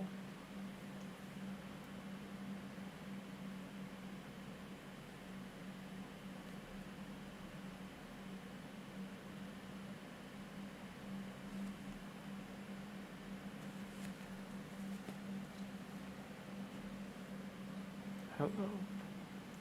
No. No. Can't have that.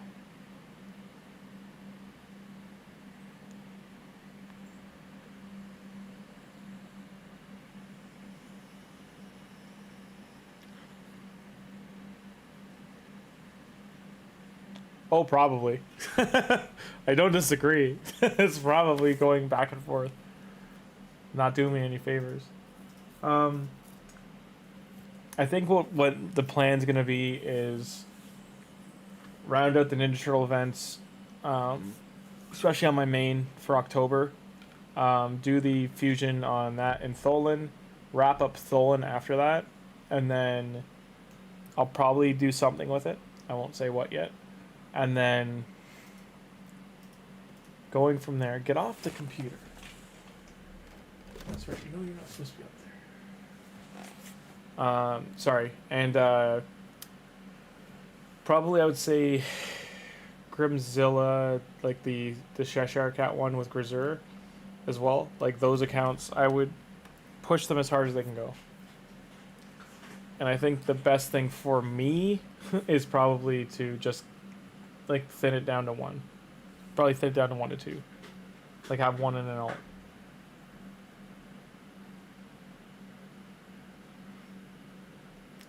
Oh, I know. This one I think is just gonna be a fun ride. Like think of this way. This is the closest thing to a void account you could have possibly done. Because if we get Arbiter within 30-35 days, we got a Void Speed Lead, Void Healer, Void Damage Dealer, Bellower for second damage dealer, and Turn Manipulate. I think he does Turn Manip if I remember right. I forget what his A2 does. I don't think he does Turn Manip. Sorry, I think he's like a speed adjuster. I gotta look. But, and then who else did we get for Void? Like, just overall, like, we basically need Reliquary Tender, and then we have a well-rounded team.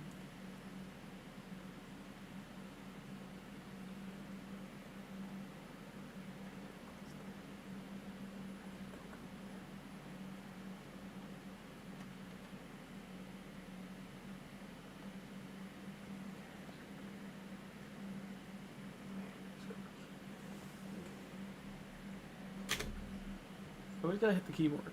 Can never not hit the keyboard, eh, cat? Be speed boots. They are not. Never get lucky. Never get lucky.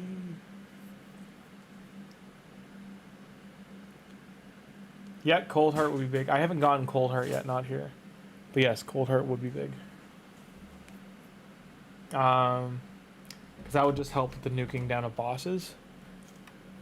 I could at least get Spider, Dragon, Fire Knight, Ice Golem, all to 20.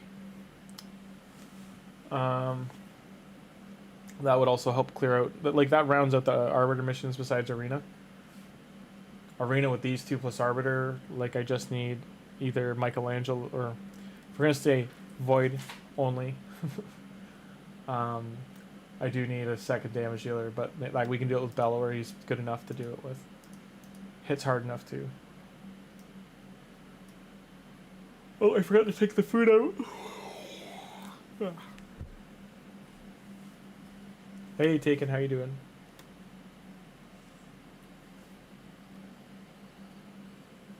Yeah, it's gonna be Cold Heart would be great to get. I mean, I was trying to think like how many Void Shards could I get? I don't think I can get more than like 4 or 5. Realistically, like Faction Wars and I think that's about it. Because Clan Boss isn't going to give me any consistently for a while.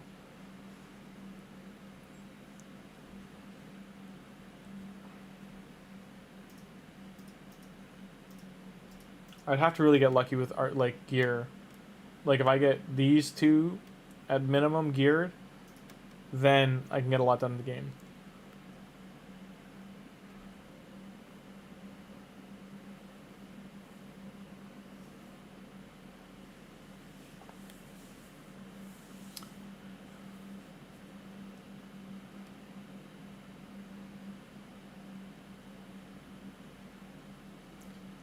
Tired for some reason. I'm normally just getting to work at this time, but I am exhausted.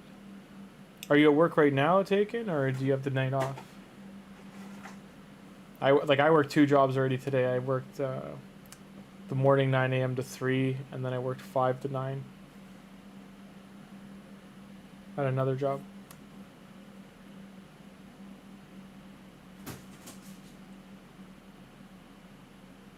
That is rough, SK. Like, I think when I initially started playing, within the first 30 days, I got Cold Heart. I got really lucky. Like, I wish I was streaming back then, because, like, yes, I was spending. Like, heavy spending. But not in the sense of shards. Like, just champion-wise, I got... I wonder, like, I had, what, like, probably 7 legendaries, the Battle Pass legendary, and all the epics and rares. The gear and all that, too. Like, I went over that the other day of how much crazy stuff that pass gave you. I had Cold Heart, I had 2 Cold Hearts and 2 Royal Guards, because I know I built 2 teams. Because I had, like, specific ones just for Dragon and specific ones for Spider, and then I used both of them, I believe, for Fire Knight and Spider. And I used Husk, and I used... I'm trying to remember who else. I got Prince Kymar pretty early, too. That he was... But, like, Kymar's kit's always been broken, that he A3s first. So if you wanted A2 for sleep in the debuff, he doesn't. He goes for the full reset, when he usually built him fastest. It's not good. But yeah, like, I think by 30 days on my original account, All the potion keeps were at level... so these only went to stage 15, and they were all at stage 15. Minotaur was 15. Spider, Ice Golem, Dragon, Fire Knight, all were at 20, which is the highest they went at the time. These didn't exist. Campaigns were all done. I don't think I beat Nightmare campaign, and that was just a matter of I never really tried to. And Arena, I was stuck in gold 1 or 2 for a very long time because you needed everything was speed. I still don't have Newt, so just so you know, like that's a Cold Heart scenario. Like 6 years on my main, no Newt. I missed the fusion. I was away. I was traveling. But yeah, I missed a couple good ones at that time.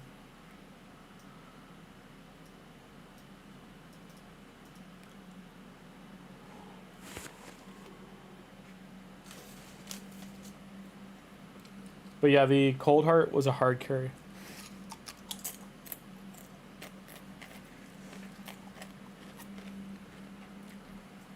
If I recall, I level 60'd all of them. And I had all those dungeons done in the first like 2 months.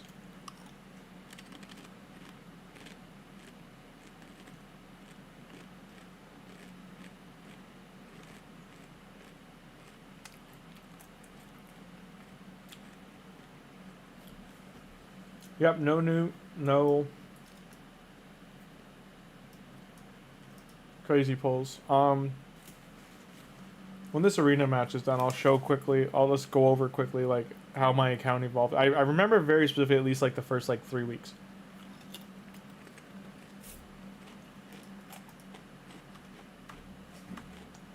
So when I first started playing,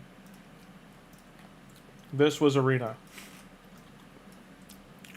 Trunda would just kill you. And Molly was in arena, like big in arena. And Tormund was big in normal arena. For platinum.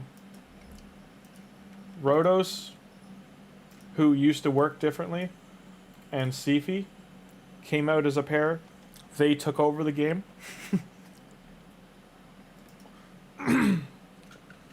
So I first started playing December 2019, but that's when I made the account, but like there was no promo legendaries, any of that stuff. I started with Kale. My first legendary was Ghostborn. I got 3 legendaries in the first 2 days. So I got Ghostborn, Abyss, and where's Roshguard? And Roshguard. I had no idea how good or bad any of them were. At the time, they were massive. Then, who did I get then? For some reason, I always wanted Chamfer. I don't know why. He's not crazy or anything, but it took me 6 years to get 1 copy of him. But I never use him. But like, I never got him ever. Anyway, sorry. So login Legos and all that kind of stuff weren't happening. They weren't giving you anything. My first big legendary void was Raglan. So not only did I get Raglan, I also got... Where is he? Is he a Rev? So we got Whirlim from the Battle Pass. The only time they did one. Whirlim used to work a lot differently. Like he had this, but this was added, and I think the defense was changed. Like that whole spell was changed. This being not resistible was changed. The crit damage was altered. Like there's a whole. You can go on the site to see, but he worked. People didn't think he was very good. He was tanky. He could carry you, but like I was using him as a campaign farmer, just because he couldn't die. I got Miscreated Monster very early. Like I would say, first 5 epics. I got him. I got Doom Priest. I believe Sinesha was in the first 10. I don't want to say first 5. I got Royal Guard, and then I had 2 Cold Hearts. I'm still trying to find. Anyway, the other champion I'm trying to find, I can't find him, was a Warlord. I got Warlord and Sifi and Raglan, but not in that order. I got Raglan, then Warlord, then Sifi, in that order. For the first 100 voids I pulled.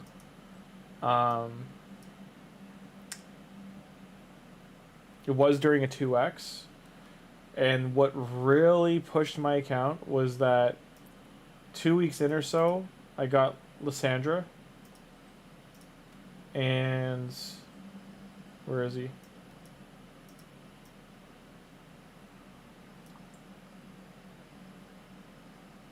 There he is. And I got Prince Kaimar, who has never fallen off to this day. So overall, I had a wild account. How Arena I used to win was... So Ghostborn had a heal reduction there, but what you would open with this, decrease 60% decreased defense on 100% chance, and then he increased attack by 50%.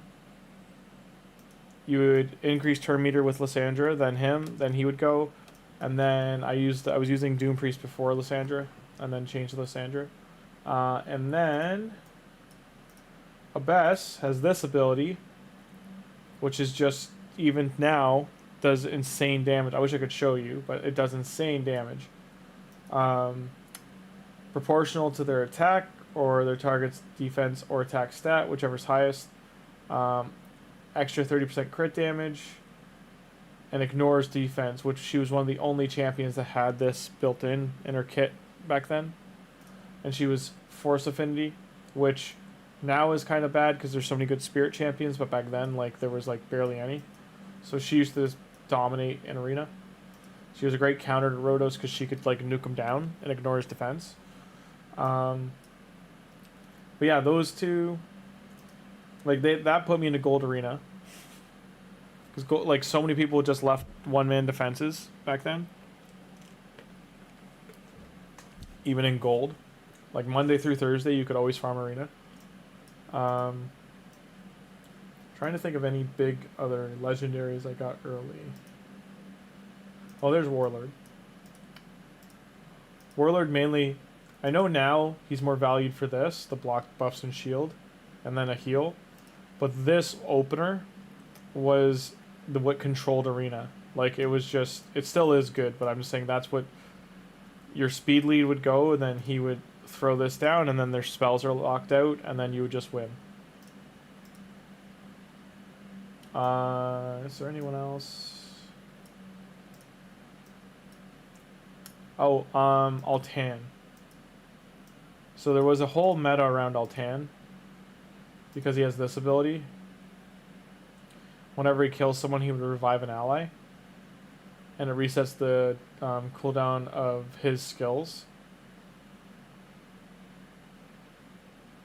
So it would do one of two good things, basically.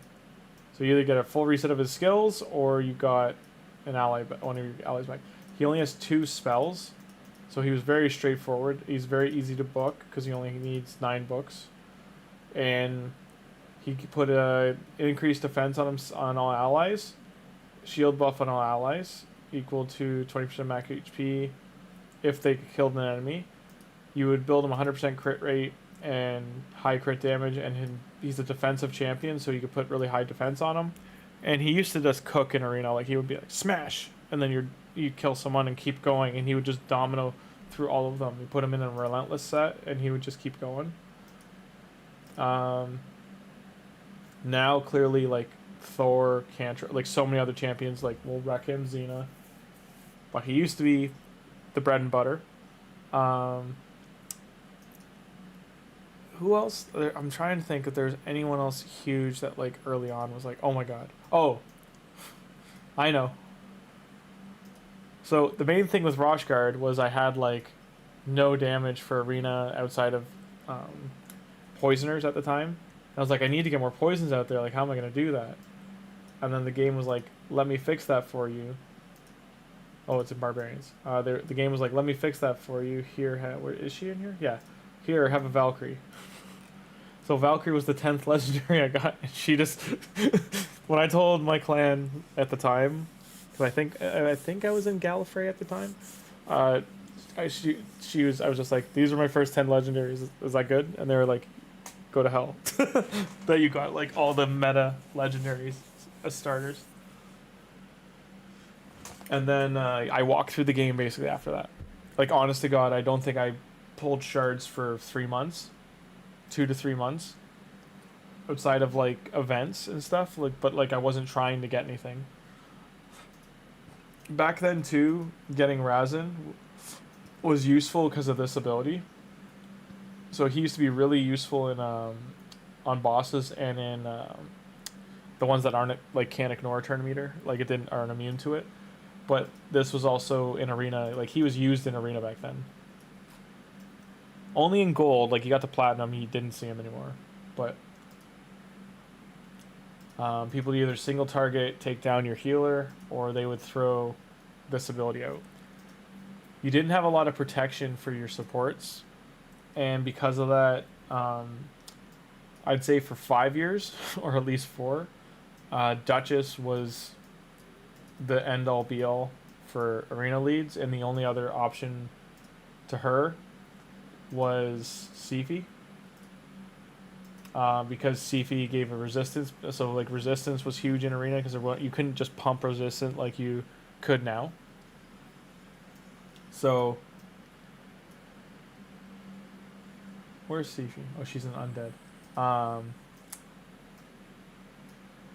I'm trying to think of like other things that used to matter. So Harvest Jack used to get used in arena a lot. He was new at the time from Halloween the previous year in 2019. He has decreased speed. True. So this was why the 100% chance to put True Fear, which just it was treated kind of like a lockout, and then the decreased speed, like this just shut teams down because they could if they didn't have high enough resist, and then that's what pushed people to use Sifi so much was the 80 extra resist she gave, or Warlord as people were using Warlord or Sifi both as leads because of their aura. Rotos, so you would put in a retaliate. Retaliate back then wasn't. I think it was 2 pieces were 10%, not 15. Like it was worse back then. Who else? Oh, while I have this open, Bad L and Mashalad. They were both very meta champions. Like most people would have put Mashalad in the top 5 because he was like the best, one of the best, if not the best, campaign farmer. Also good on every boss. He could kill Spider himself. He could solo Spider with 4 food. He could do all the dungeons. He could do clan boss with poisons, healing, and leech would heal your team. People put him in a poison set and then put heal reduction on him. Try to think of if I'm missing anyone else. The only other big pull I could think that I got was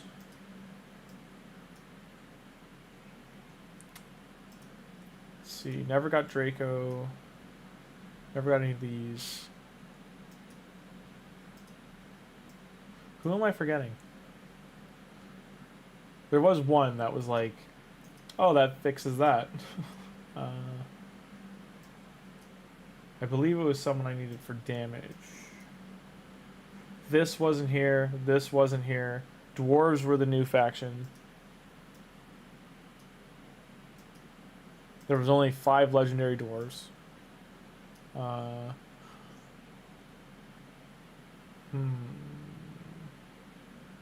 Who was it? Who am I thinking of? God, I wish the game cataloged like the order you pulled things in. Candraphone used to be like the arena meta. The only other, like, these two used to be paired together. Mortu Macabre and Lord Shazar. Oh, I know who I was thinking of. Dark Elf? Is she a Dark Elf? Yeah. So I pulled Ray in those 10 legendaries, right before I pulled Valkyrie, I pulled Ray. And that, like, sorted out my campaign farming. Because she just took over the job and was like 7 seconds, 7 seconds. I was like, go, go, go. But she also, I was using her for clan boss as well because she had the decreased defense. So it took Ghostborn out because he was a bad affinity. So I would rotate between her and Ghostborn for the decreased defense. Now back then too, you had to manual everything for Doom Tower. You could put on auto, but like the turns would always be out of order. You couldn't do presets.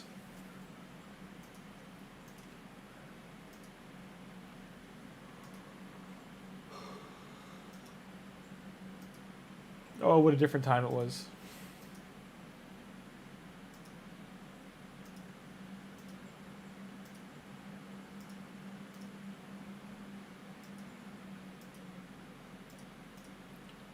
Use that.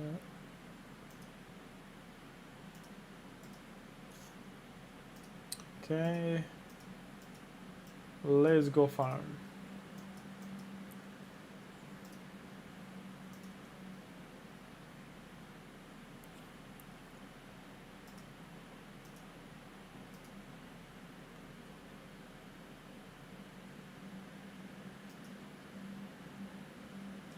Solo P. What's the one? What is one epic that anyone can use as a solo PvP defense?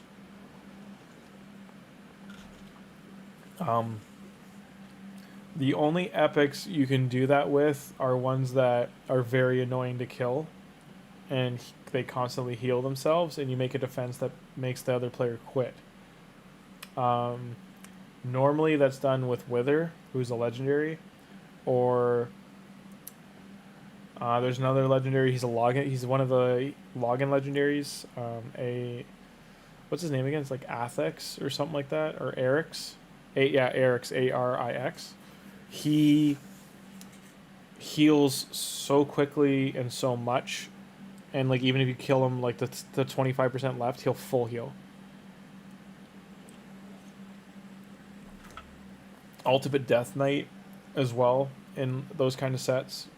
You start him with Stone Skin and Regen, and he just keeps himself alive. You just keep him spamming his A1. You put him in really slow, so his speed is like 140, so he doesn't keep getting turns, and it pisses the other team off. The other player will get really mad. Epics, though, that can do that, I mean, you have the rare, what's his name? He's the cheese champion. He's a rare void. It's not immortal. I'm trying to remember his name. I think it starts with a P.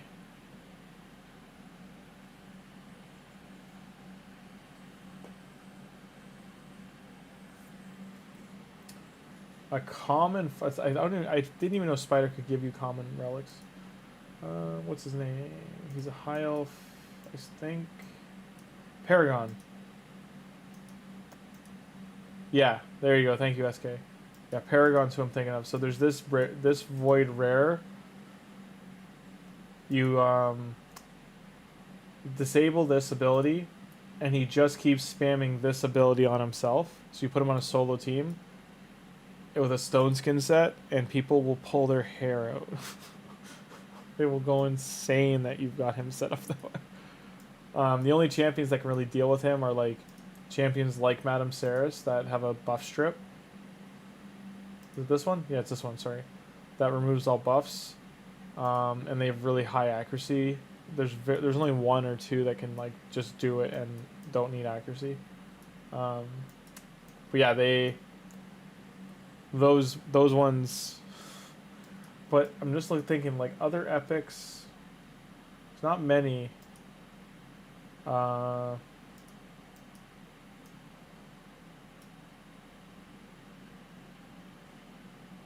I mean, Vogoff can self-heal, but it's not enough.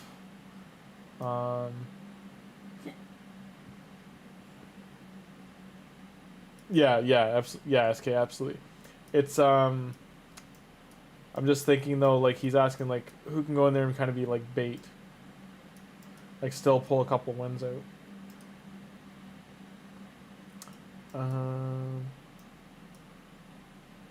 I mean, most nukers, if you solo them and they're fast, like, Hotatsu can, like, just nuke through and kill. Same with Gambo.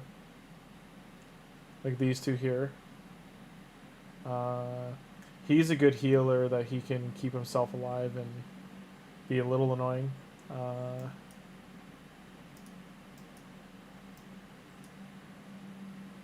Grizzled Yard puts a counterattack on himself, and as long as he's on a heal set.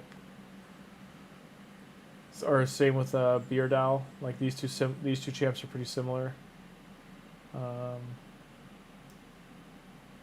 I just realized my like dwarf faction wars just got rounded out with these two. Yeah, it's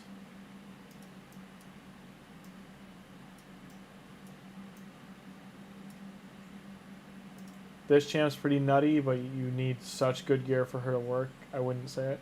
I still want to know when the hell this champion happened.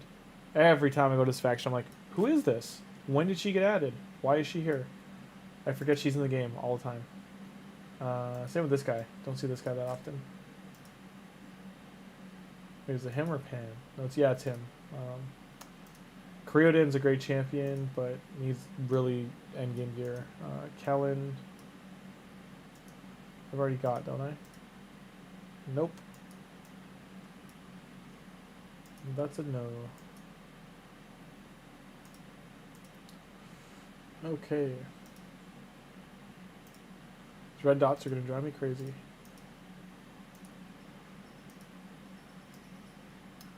Trying to think. I guess I can check arena again quickly.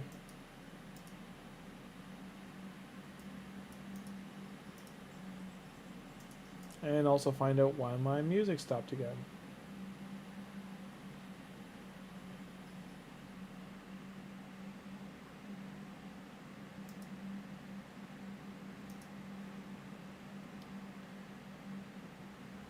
Oh, worst function YouTube has.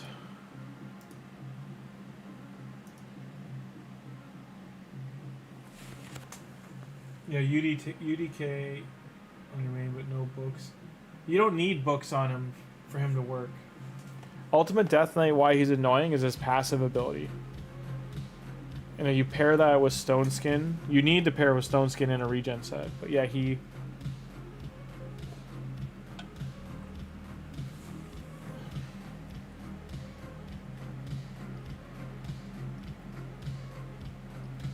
Yep, Genbo is another good epic nuker.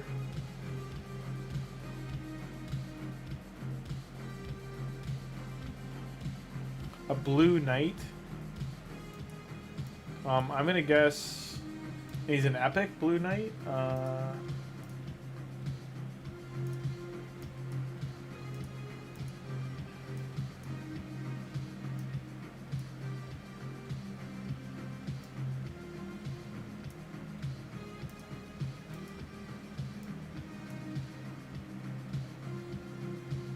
I mean, if they had God tier gear, it could have been him, but I doubt it.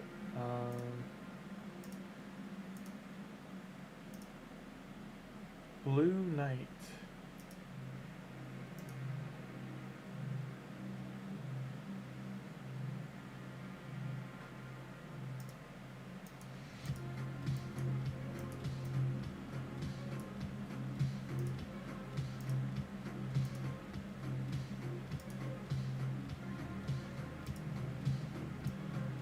Was it him? Was it Relic Keeper? Because Relic Keeper gets an extra turn if he kills an enemy. And he basically just keeps swapping between increasing his attack and then attacking. And if you attack him, he gets healed. I mean, there are ways to build him that he just keeps going and going like an Energizer Bunny. Was that him? That's not him? Okay. I'm trying to think of who'd have a blue knight. Archmage, Horden.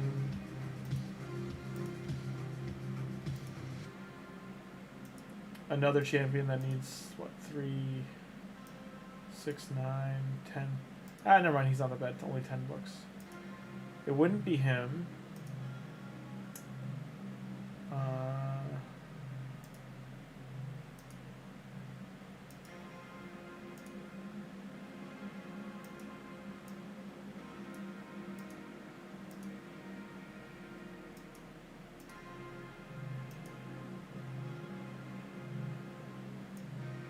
Yeah, but he said it was blue. Like, Stag Knight's not blue. The only thing, unless he was wearing this skin.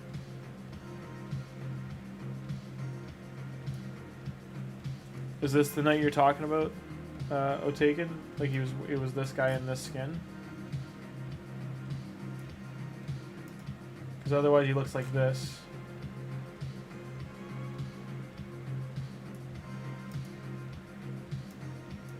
He has a decreased defense and attack, and then decreased speed on his A1, and increases his accuracy.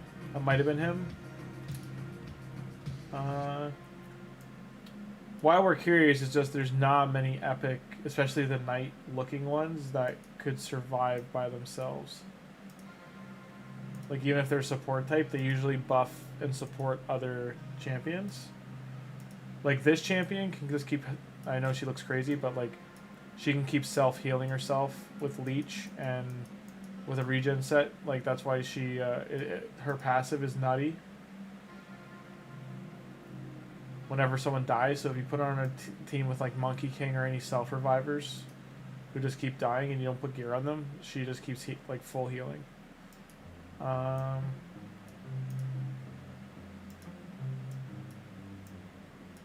Like, Sigmund can be annoying. Not sure if that's him, but he's a legendary. It wouldn't be Black Knight because he's a provoker and, like, Hydra champion. It could have been him because people will solo him, like, put him in his black armor. These two by themselves or together are really annoying. This knight, it could be who you're talking about because he will use Sky Piercer, which kills your whole team, and people put him in Retaliate.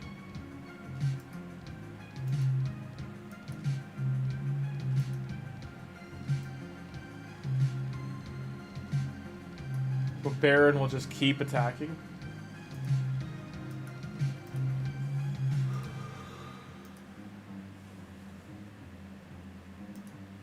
Because A1 just does an AoE with surplus damage, which can be really devastating. If he just keeps counterattacking with that. Yeah, I don't know. I'd have to see your arena history to see who it was. I'm curious now. Let's do...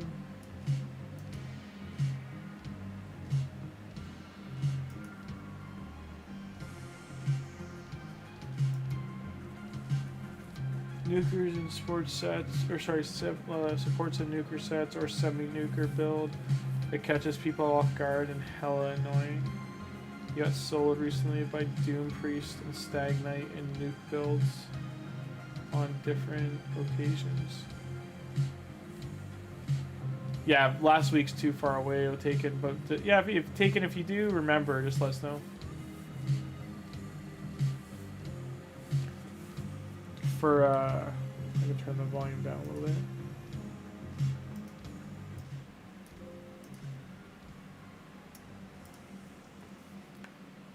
Yeah, why we're curious is just it's very unique if they had a one champion defense and like it actually succeeded. Tuhanarak is another example of someone they can put in for. She can be alone for a little bit, like about 5 turns or 6 turns. And you put her in really slow, and her passive just keeps removing debuffs. She keeps self-healing. And if she's in Stone Skin and regen, they just pair really well together.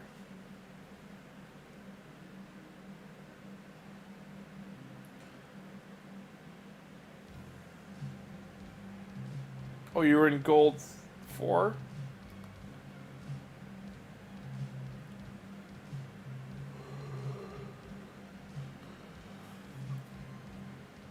Or are you saying gold 5? Because gold 5 you can stay in, but we're on the weekend. Like, people are... Just so you know how arena cycles work, like, Saturday and Sunday are the worst days to be looking at arena. Because they are the days people start carrying and grinding and putting up their defenses. Like, you're not going to be able to grind arena medals on Saturday, Sunday. If you're in gold 5, especially when you get in the top half.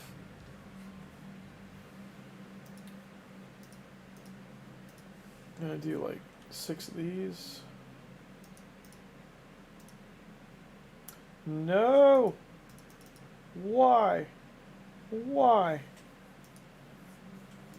Okay, I'm going to jump out of here quick just to show you. Like, so how this works is, if you're in this first 25%, you're likely going to see more one-man or like weaker teams in the list, like 4 to 5 weaker teams. If you're here in the middle on gold 5 and onward, you will start seeing heavier teams of people trying to get back into platinum or fight to get into platinum. My defense is sucking. I won 1 though. Nice. But if you're here to go here,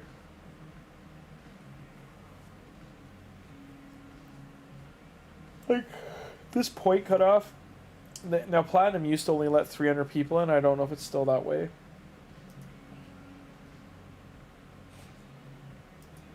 But I think this tells you the top 100.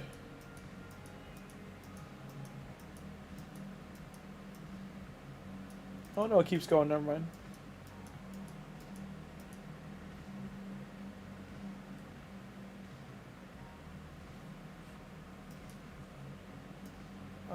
Yeah. Some of these arena teams. Tim, what is this crap?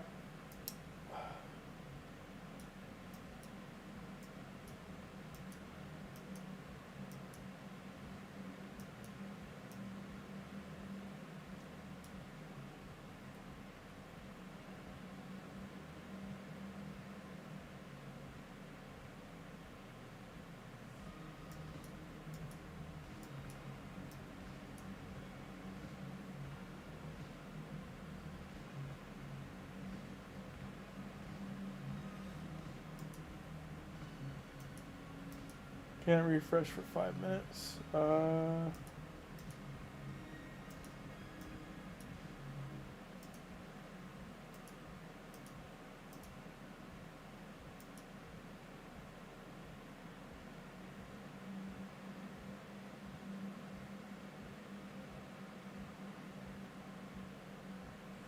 Oh, I bet Crypto's team is nutty. I'll go back and check in a sec.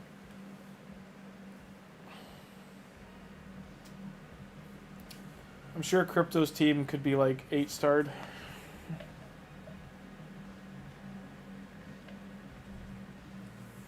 He could probably have 8 copies 8-starred.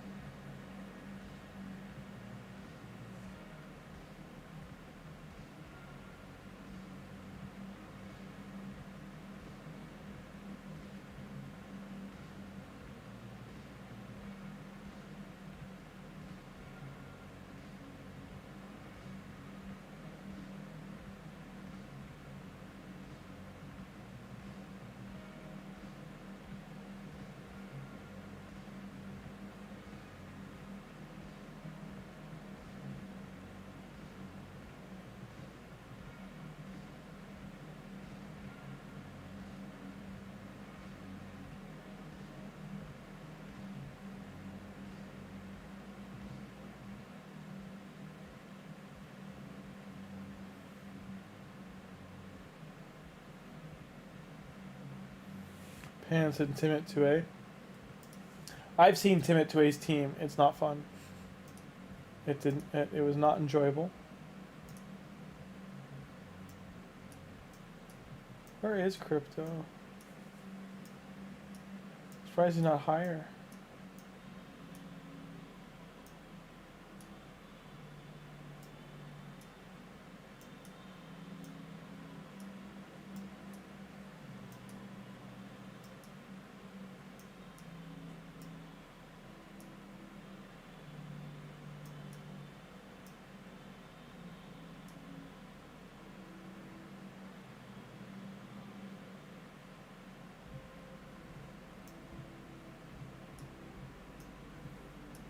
Toad Knight.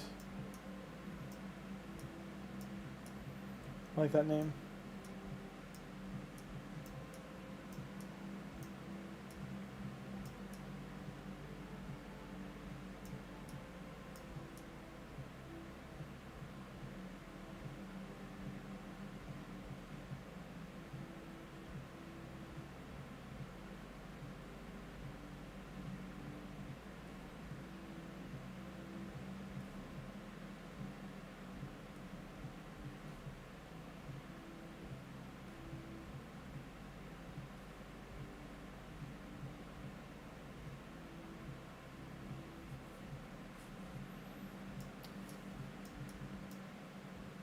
Trying to think of who.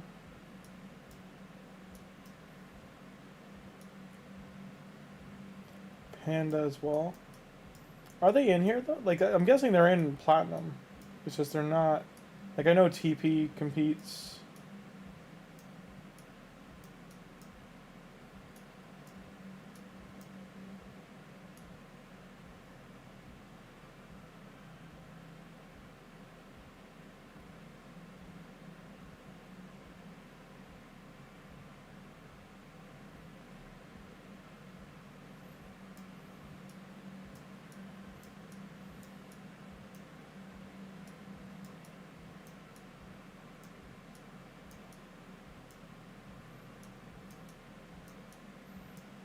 I thought they'd be higher up.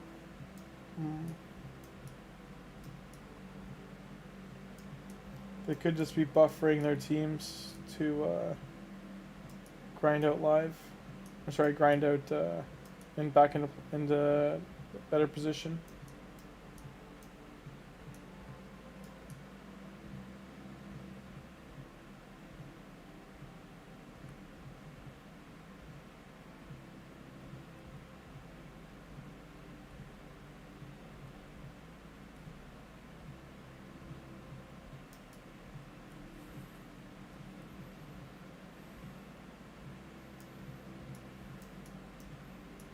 I think we'll have to wait till after this arena period and then find them.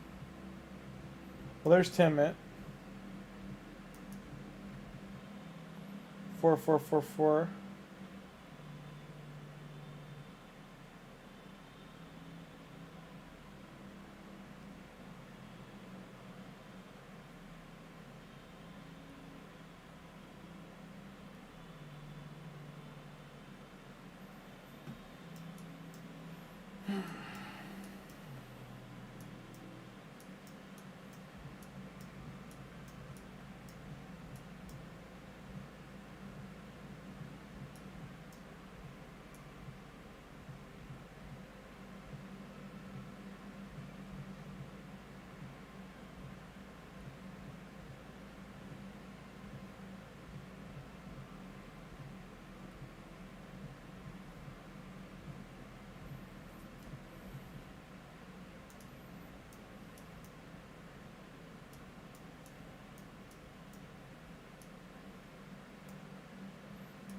I wonder where crypto is.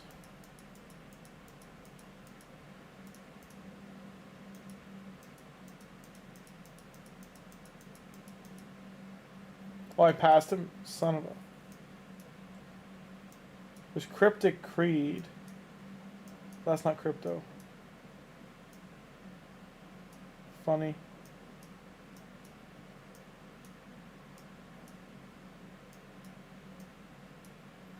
There he is. Yeah, the team's just totally disgusting. I have him. I have two of him, or two or three. But, like, not this. Cannot do this. Yeah, he's rank 150 right now.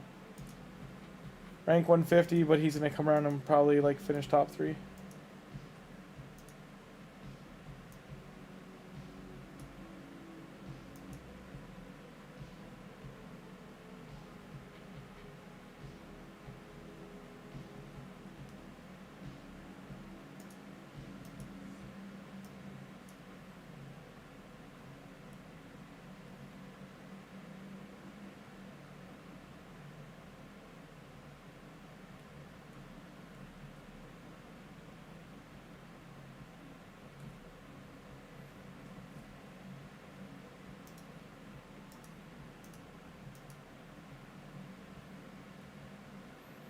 No, good stuff.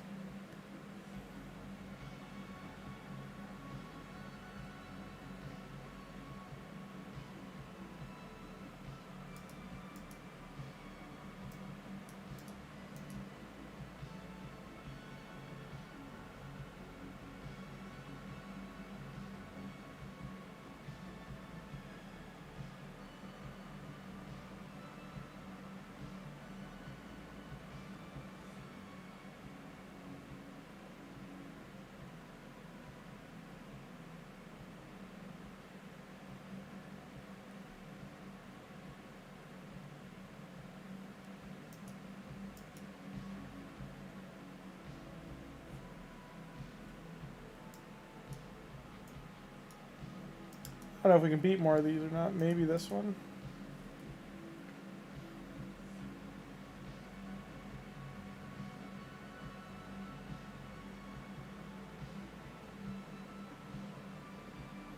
I did say maybe. And that maybe was a no.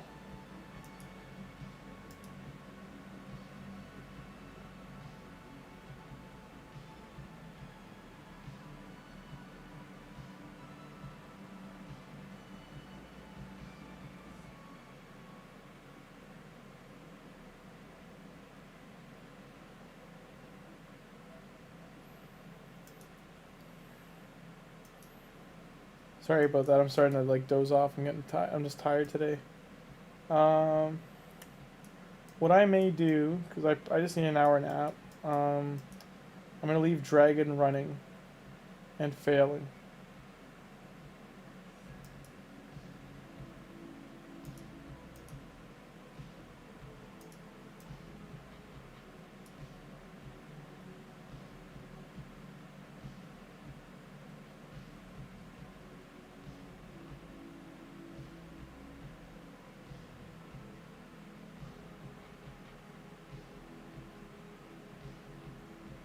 Who do I want to throw in here?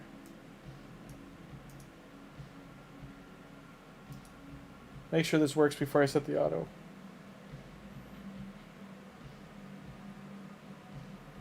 Yeah, sorry guys, I'm like just toast. Like in the last like 10 minutes, I've just my mind pieced out. It's on vacation.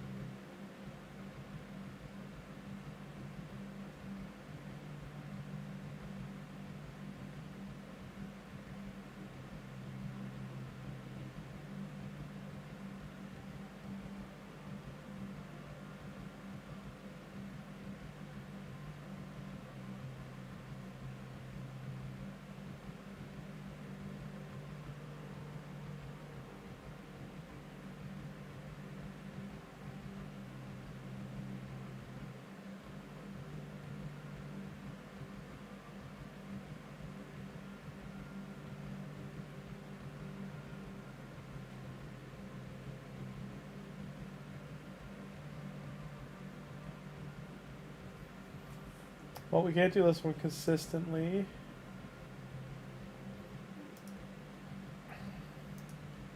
Might just farm the potions I need for now. I'm gonna leave 15 of these. I'm gonna leave stream on, but I gotta lie down. Like, I'm just passing right out, guys. Sorry. So I'm gonna just take half hour nap, half an hour to 45, and then I'll be back. Okay. I'll leave the music going, and I will leave the.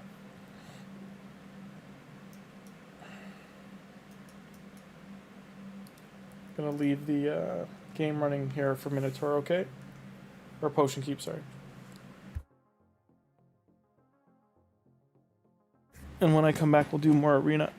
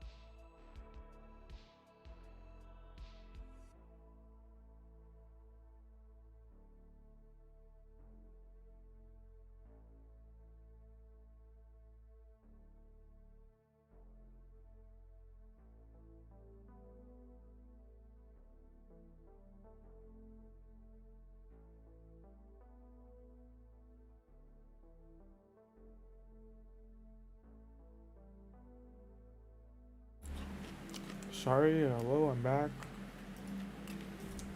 I just really needed that hour lie down.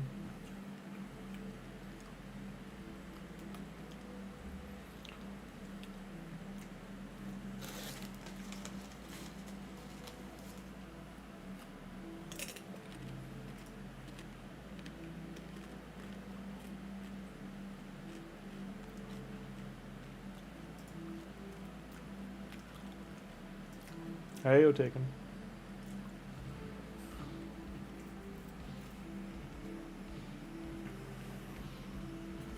I'm probably gonna have to jump into the void keep now because I really got to ascend to Tuhanarok. Like her passive is so key.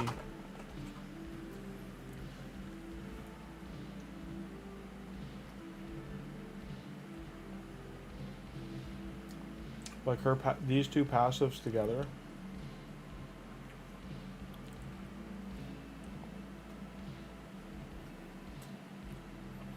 Make life in the game very easy.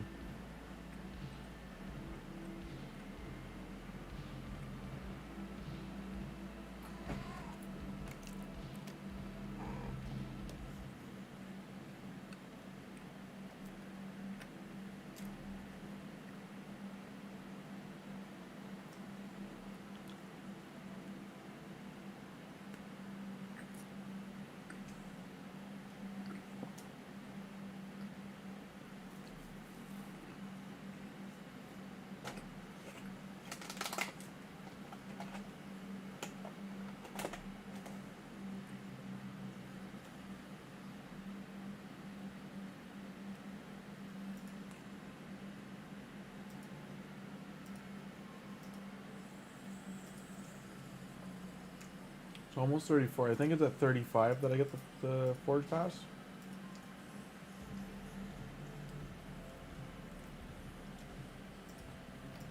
How close are we to 2 hours? The Dungeon Diver's also on top of all this for the champ training, so that's huge.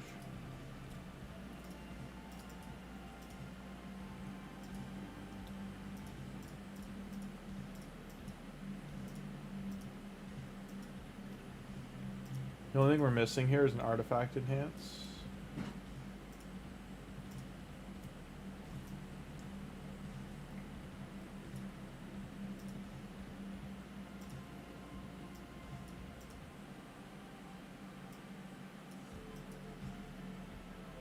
Oh. So you gotta keep an eye on these kind of things. Like these are gonna expire by tomorrow. So I should use them tonight or tomorrow morning.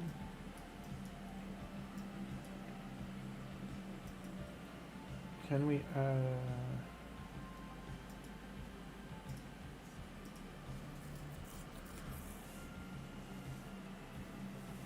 maybe I'll put Tagoar to give us more health. Hi there, Misato. Oh, sorry, it's Miasto. Just so you know, Ethos was like legit pulled from our first Void Shard. He's not part of the referral link.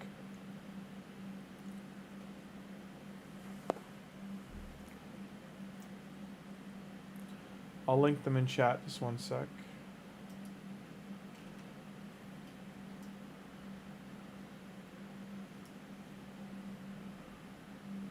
So this code gives... I can close Discord. The code I'm putting here right now gives Vergis at level 2, Annex at 10, Tagoar at 20, and Deacon at 40. This is not the code I used. So I can't do that for...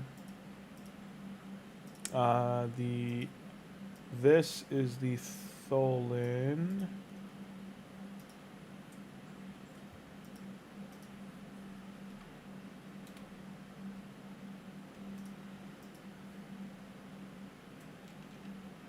I have to delete some words, hang on.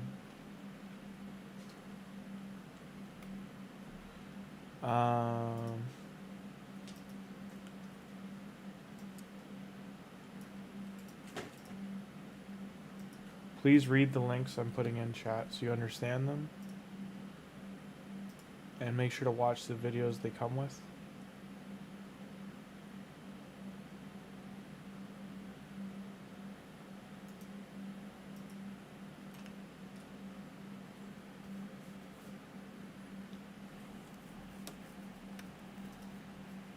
Do I have a code? No.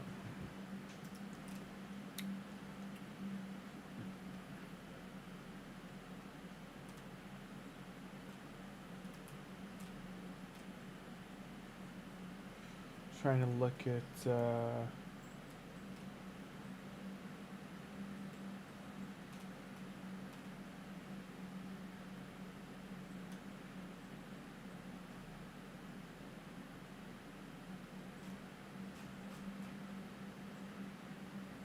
interesting that Volkin had a Nubs raid video spiced in history.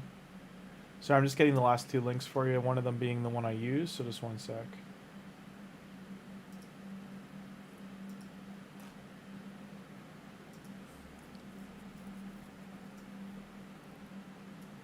The one I'm linking right now is you start with Deacon at level 1 and a bunch of epics.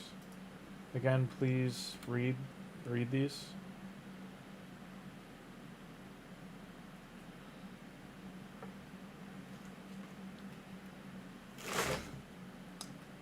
Why, cat? Cats are funny.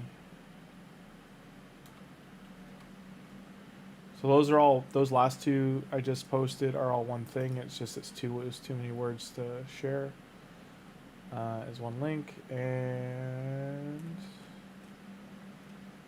where's good old Game Leap Boy?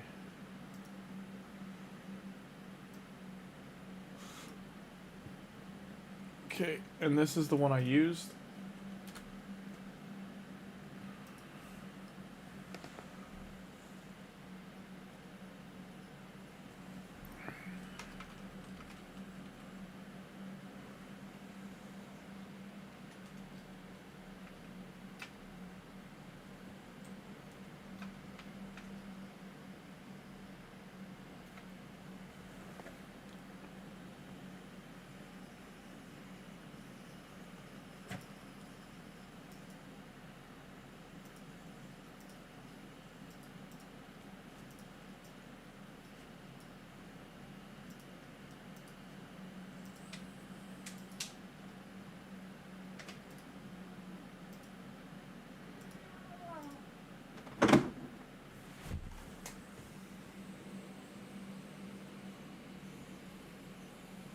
Stop here. 3 a.m.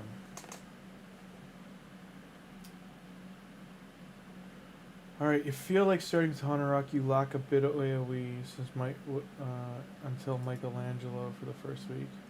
Well, Miasto, like, if you start with Tahanarak, the entire reason, so, like, this guy, Bastidius, or, sorry, Basilis, Royanus, attacks all enemies, attack one enemy 3 times, so good for Fire Knight. He also steals buffs, block buffs, ignores defense, shield, so he's good for arena with 1 or 2 abilities, and then this attack all is the stun and a turn meter if the stun debuff is in place. So he's not amazing, but he's also an AoE to hold you over until you get Michelangelo. Also, just keep in mind you do get a rare champion, which, like, I chose Elhain for this reason, to fill in the farming and wave clear until we got Michelangelo. But on day 1 we pulled Ethos, so I mean, I just got lucky. Very first Void Shard, so I'm fine. But yes, if you're starting out and you're waiting for Michelangelo, but that's the whole point. Like, I'm about to get him day 7. He picks up where your rare kind of will start sliding off. Now, keep in mind too, though, like, even if you picked Elhain, or if you picked, I would suggest GALEK or Kale more so, because of poison and fire they burn. But the burn for GALEK will help you with Spider, where the poison will help you with Dragon and Clan Boss.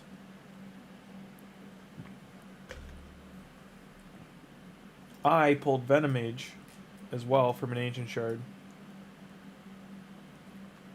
And then I also pulled Sanguina. And we just got our Marag today. She was free. It's from the player and play points. I'm not using any of these yet. Like, I'm going to level them up once the champ training Deck of Fate starts. But I also got Geomancer and a Shack from Prisms. And everything else was free to play. Like, these are the only things we paid for. And we were just pulling 2 for stream kind of thing. We pulled 2 of these. And I bought the Apprentice Pass. So I noted that I have a few more chickens and a little bit more gear. I haven't used any of it yet, but just know that I have a little bit of a kickstart. I am going to be getting the Gem Pass as well.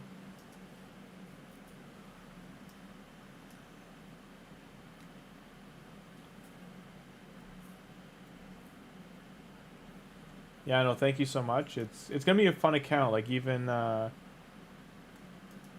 some high-end players that have dropped in and said, like, just the start I've got, it's gonna be interesting to see how this goes. I'm gonna try the promo code for the Demonslayer set tomorrow and see how it goes, if it works. If it does work, that's huge. To get that set for Michelangelo or for Ethos, I'll probably put on Ethos, but having a Dragon Slayer, because, like, that's not the Forge Pass right now. It's the Forge Pass for the what set is it again? It's not Dragon Slayer, or it's oh, what is it again? Instinct. It's 20% or 10% speed and ignore 20% of defense.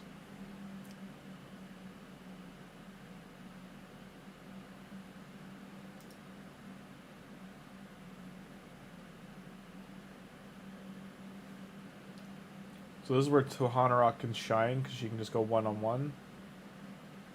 And she still doesn't even have her passive active to remove debuffs. So once she has that, she's going to be pretty good for early arena. Still need another 6 medals. Now, I'm just pointing out, normally I would pick one of the attacks or an accuracy node to level up.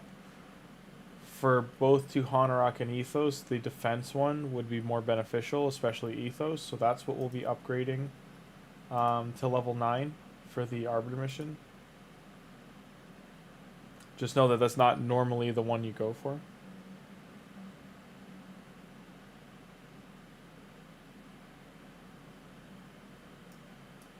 I get really lucky with shards. Like, I was talking earlier in the stream about my first account, like my main account, and my first tournament, like for Hell Hades, like with the champions I got and stuff. Like, I didn't get as lucky as Volkin did with like getting newts, like multiple newts and stuff. But like, I did get some really decent epics. I believe the ones I started with. So I started with Supreme Galek, Tagoar, Mausoleum Mage, I want to say Vergis, and it was Vergis or it was someone else. Maybe it was Ugo. And then, or it was, oh no, it was Fane. It was Fane. Fane was that one. And then we got Alice from the login, and then that was for competing with like faction wars and clan boss damage and all that kind of stuff. Have you fought the 4 turtles stacked? No, I haven't fought anyone who has all 4 turtles now. The main reason you might not see that team is because none of them, as far as I know, I was double checking, are speed lead.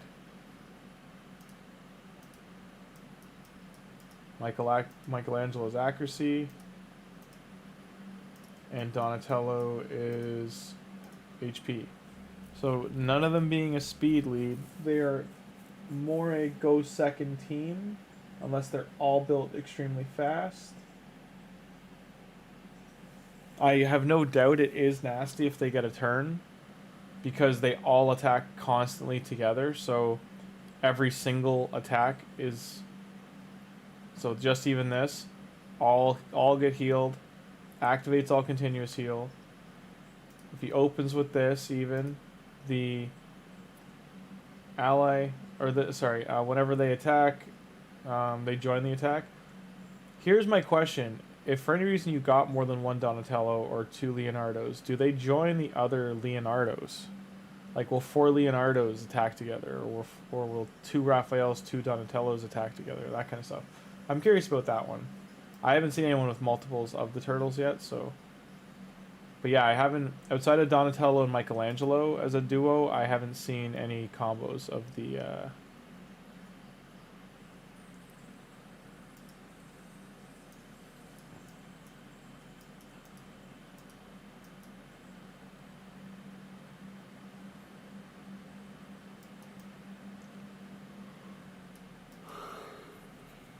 How low I am in Arena, I doubt I'm going to see it.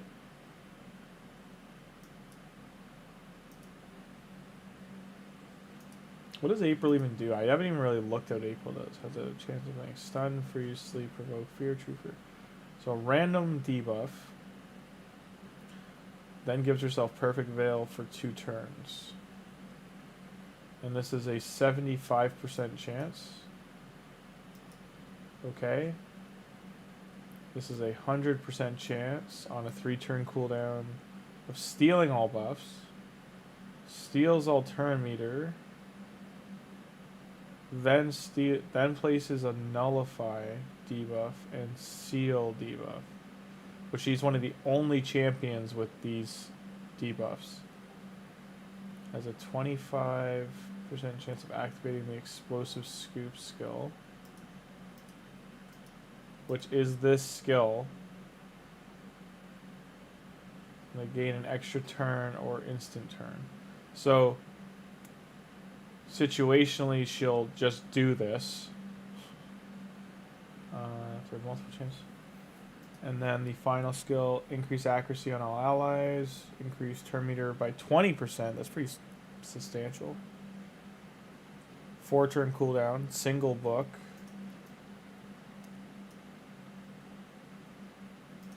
So she only needs 10 books, 11 books. 2-turn cooldown on this.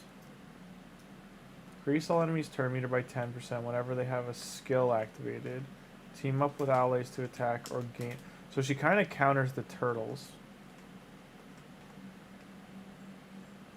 As their skills cooldowns decrease, gets the shield, gets... Okay, yada yada yada. Evades an enemy or skill. So this all, like, this targets Michelangelo. Like, all of this targets Loki as well. So this targets a lot of the arena meta.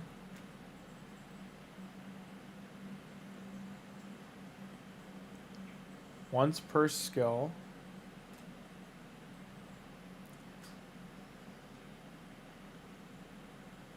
%25 instant turn meter reduction on a 2-turn cooldown as a passive. I'm not sure how good she is, to be honest. And she's the speed lead for arena. So, like, you lose a turtle to use her. And she is very good. I'm guessing most people would drop Raphael, even though he's built for arena specifically, because he's just... Apparently he's just not great. Hopefully they buff him, but usually the you know, these champions, like the special event ones, they won't touch them. So she's got the arena aura, and so 28% too. It's a big one. Like, it's not, you know, she's close to...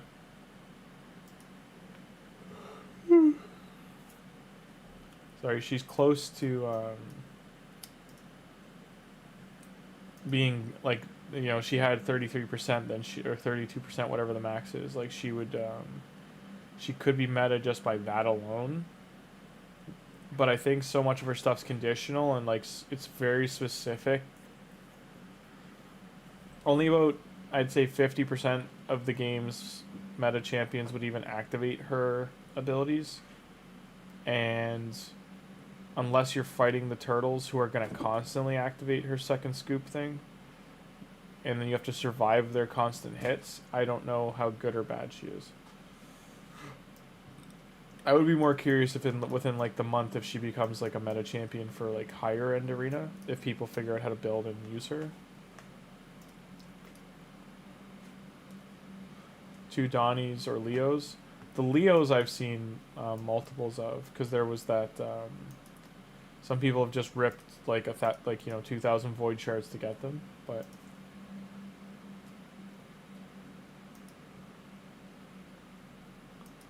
I can't say I've seen.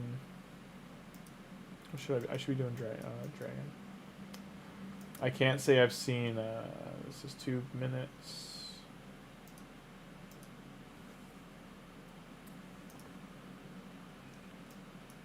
Sorry, stop talking. I can't say I've seen too many people doubling down on the turtles, even in like where I am in arena. Like I just float in middle gold 5 right now. I don't really push anymore, but for live arena, I'm only in silver because I fell so far, and I have to kind of climb back up.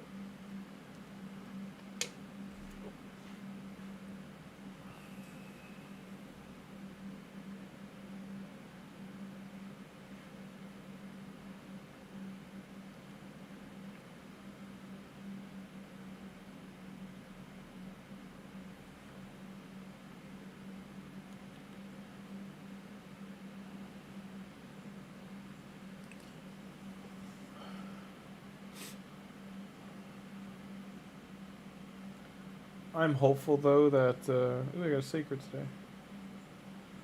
I'm just like opening my clan boss chest on my main right now. I got 2 sacreds, 3 sacreds, and a void shard. That's a pretty good day with clan boss.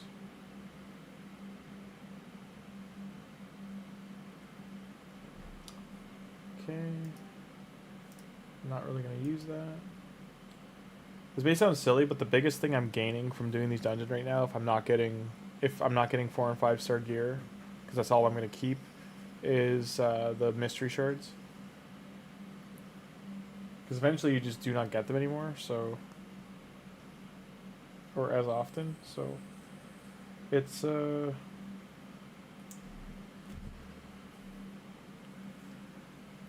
early on, I'm going to just stack as many as I can.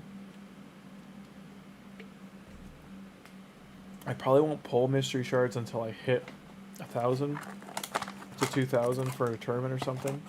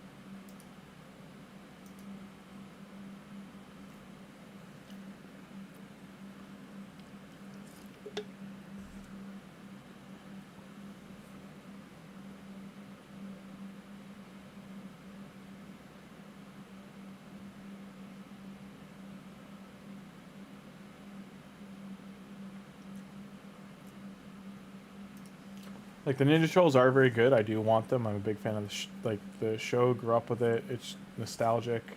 I honestly hope the Mighty Morphin Power Rangers are next because they both are having anniversaries right now. Power Rangers is doing an anniversary on Netflix, I think, going into next year. They've renamed it something. It's like the original one we that was on in the 90s is now like Power Rangers Reignited or something. It's Reignited or Reignition. But that's how they've branded it. I don't know why or why that matters, but I think it's because Disney had a ownership or partnership with Saban, who owns Power Rangers North American rights, and then that's not a thing anymore. So Netflix bought it now. I don't know. I know Netflix has like some Power Ranger stuff on there. They don't have all of it up yet. Like I haven't watched the show in decades, but yeah, like a decade. But like I'm just saying, like I watched as a kid until Space, I want to say, which was like the fourth or fifth iteration, and then I watched a little bit of Lost Galaxy. But I'm just saying, like the original one was a huge wave in the 90s. It like followed right after Ninja Turtles. Like it was like a huge thing. So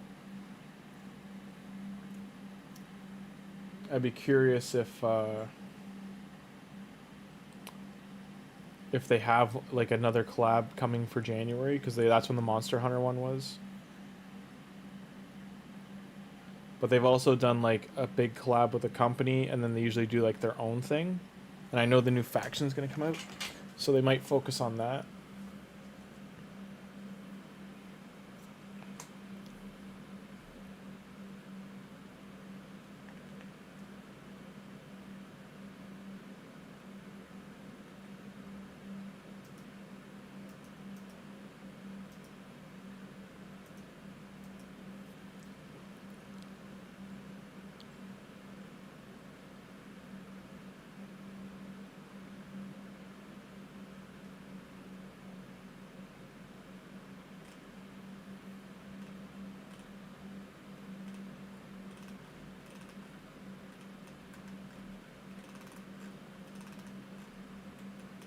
I'm moving the camera in and out in case you're wondering why it's doing this.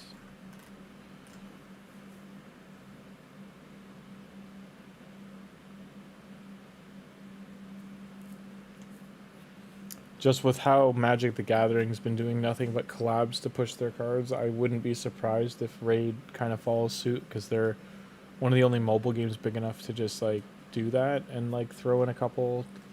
Power Rangers might be harder because they usually have 5 main rangers, a secret ranger, and then I know the newer ones there's 3 in one. It's three main rangers, and there's usually 2 secret rangers. So if they did do Power Rangers, that would leave no room for their villain really. And the only one I can't see them doing Rita, so they might do Goldar or Lord Zed. Or they could do Draken and like do the comic books.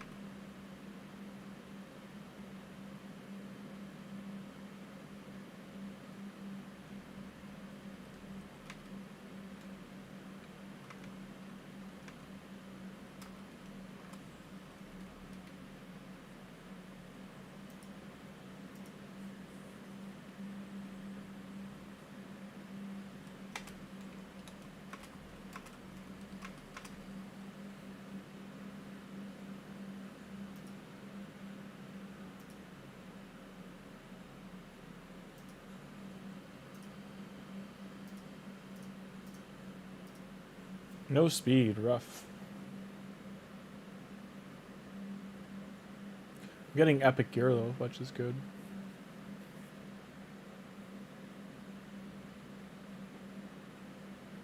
And just a tip as you're going, like the 4-star gear, the good thing about it is that if you do invest it to 16, like say you get crit damage gloves, like attack and crit rate rolls or speed on them, and you're like, oh, I'm just gonna burn and turn it. It's like, to be honest, if you roll them to 16 during an artifact enhance event, get your extra rewards, you'll probably hold on to that gear for quite some time.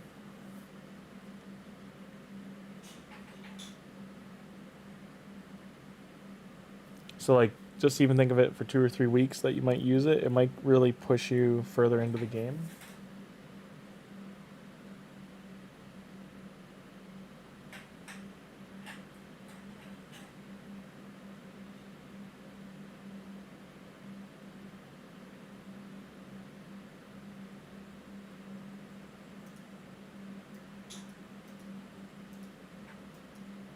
It's like a piece like that. You might roll this.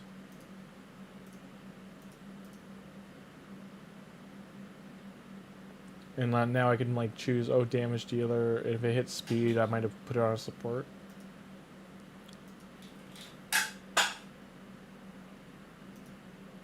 Give me 1 second because my cats just cannot leave well enough alone and have to cause havoc.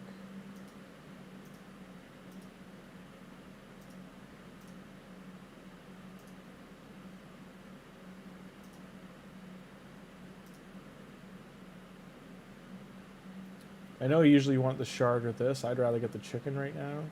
Or the bruise.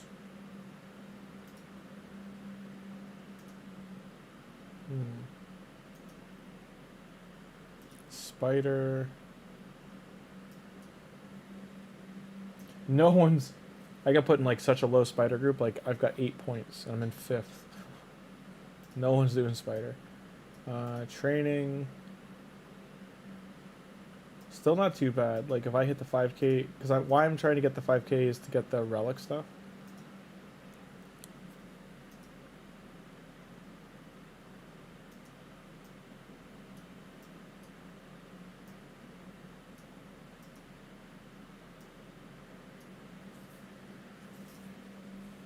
Let me see if I build.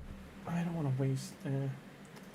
I can't do a test with a shot because like the level 1 to 14 are the most points, like the easiest ones to get. So if I start leveling them up, I'm just burning points that I need. Accuracy, chest.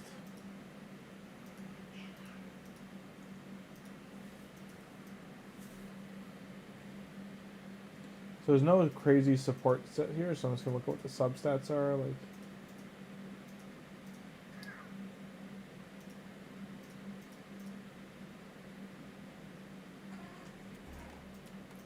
Like that's kind of what I'm looking for.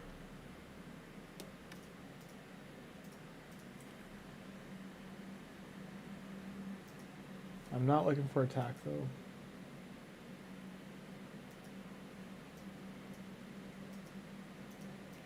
Okay.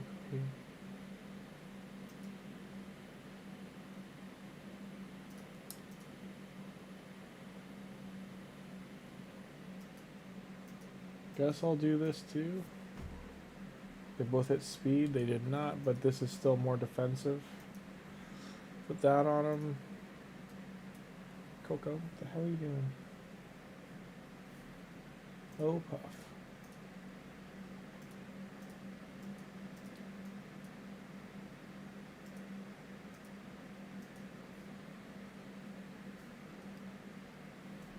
So subset.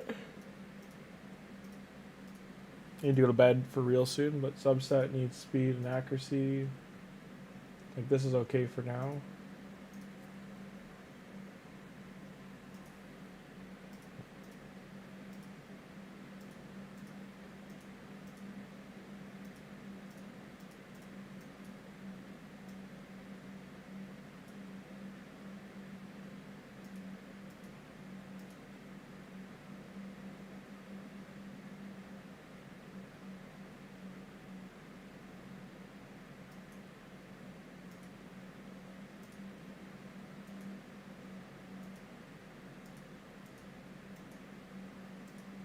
Well, it makes more sense why there's none of those things.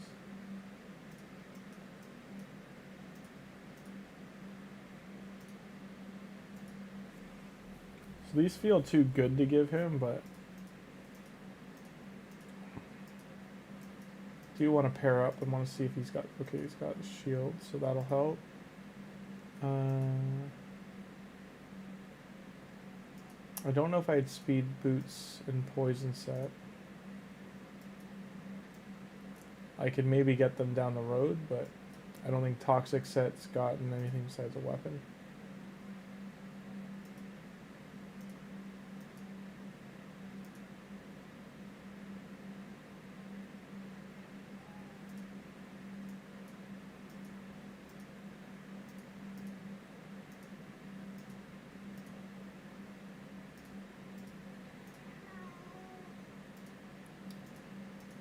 Yarpy, I just fed you again. Yeah, I did.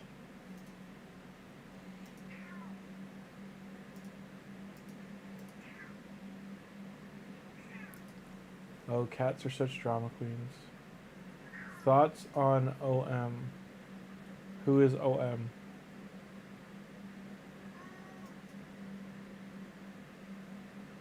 Can you spell the whole champion's name? Let's say Orn or OM.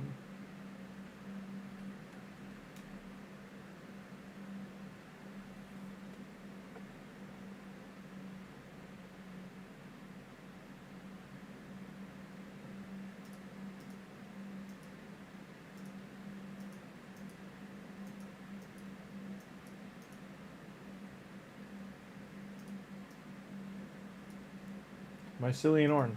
I had mentioned yesterday that he's very, very good. Someone else had asked about him, and he's, or you might have, but it was, he's very, very good. Like, people are just kind of falling back on him now and being like, oh, he is, like, re-remembering, basically, like, oh, yeah, he is, like, a top-tier champion. He's worth building. I'm trying to figure out if I want speed. I probably want speed.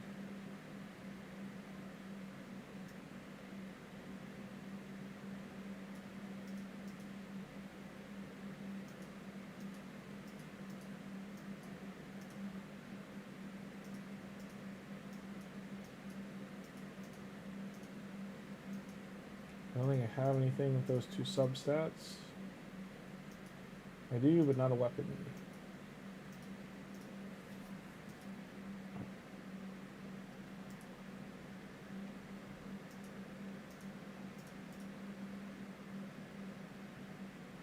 Good enough.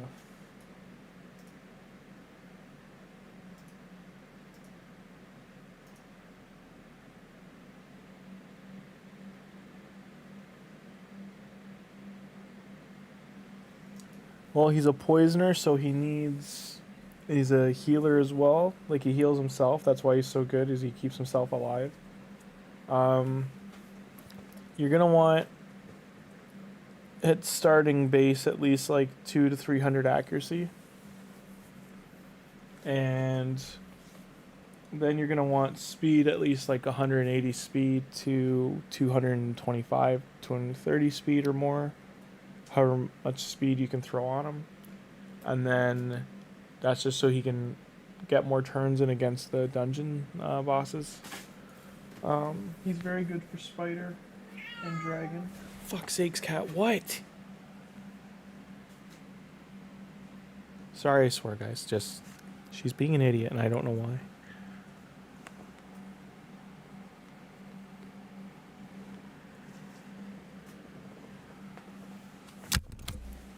Come here. Come here, big baby. What? I'm sorry. Okay? You gotta stop your zoomies at 4 in the morning or 3 in the morning, okay?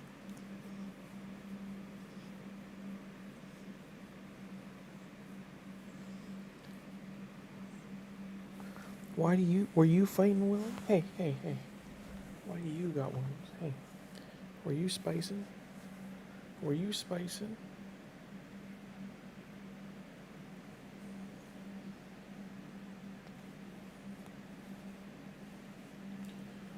what gears you have on yours. Like I said, you want accuracy, speed, and their main stat. You want HP to keep them alive. If you can, I send a DM on Discord of full stats. Right now for me, it's 3 in the morning and I am very tired. It's not the best time for me to like be scaling numbers. Like even just gearing this guy, I was like, I'm like dozing off. I'm probably gonna end stream soon. But because I gotta wait another like 2.5 hours for the Deck of Fate to even start. Are you done being drama mama? Hey? Stream hears you crying and they think you're going crazy. Sorry, I'm talking to my cat. She's been going bananas the last couple nights and I don't know why. Come here. Willow's right there. Your sister's right there. See?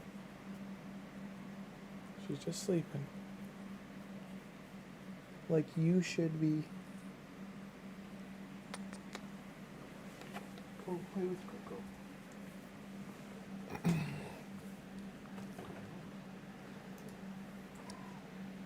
Like I could build Frozen Manji.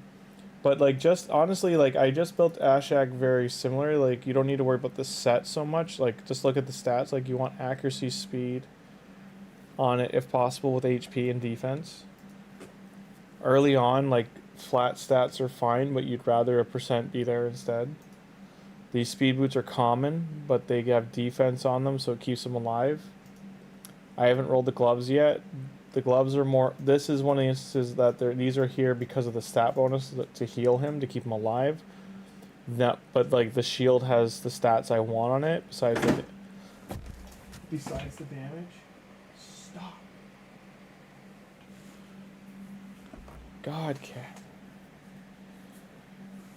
I'm gonna block that off so she can't get on the shelf. Sorry. In short, this is like starter gear, starter stats. But you really want this like 180, 170, 180 minimum, like 220, 220 to and north of is where you really want them. Accuracy, you're gonna need like 300-400 accuracy minimum for him to be putting his debuffs on constantly.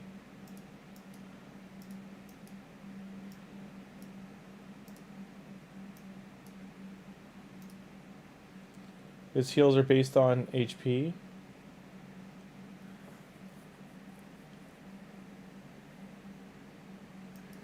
Or rather, so he heals himself based on his own HP, so 1%. So if he's 100,000, that's 1,000.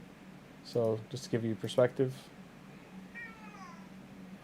Poisons 5%, constantly throws them out. I'm instantly activating them. Instantly activates here, so he doesn't his damage isn't passive. Keeps tossing him out there, and he increases his own defense and HP up to 25%, so up to another quarter. But yeah, overall he's he's very good. I wouldn't agree with all this junk down here. Because and you can see some people literally only threw ratings in for Dragon and Demon Lord compared to these numbers here. So it just shows other people aren't like building him enough to like use him everywhere. But he can be used most places.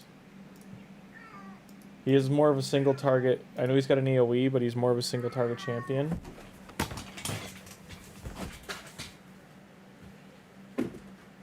Get down. Get down. Get down. Stop.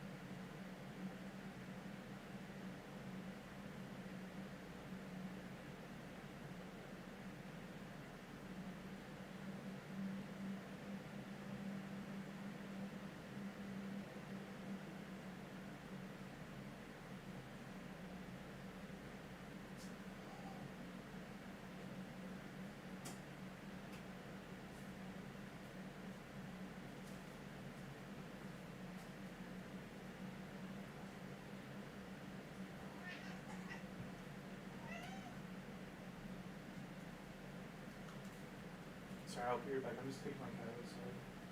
Just freaking out.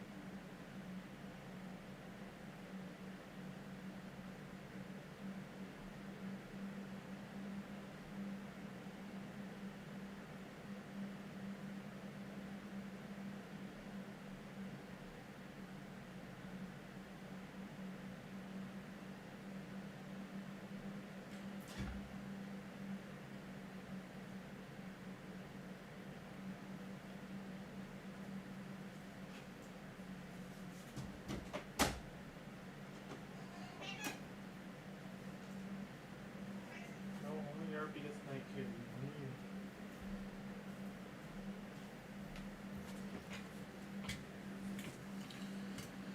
Alright.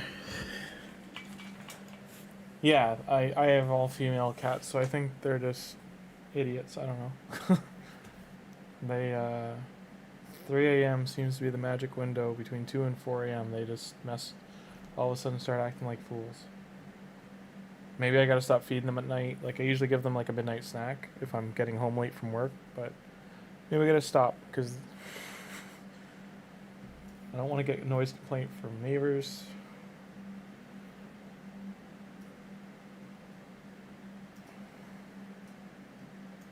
If you get her in this faction too, like, this champion's insane. This champion's very good, very slept on. Probably one of the better Void epics that have come out recently.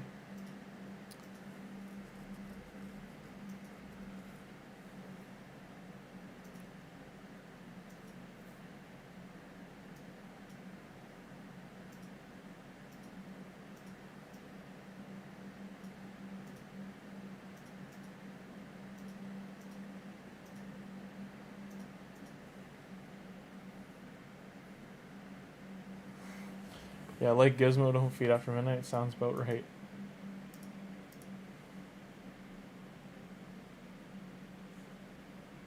No midnight snacks anymore.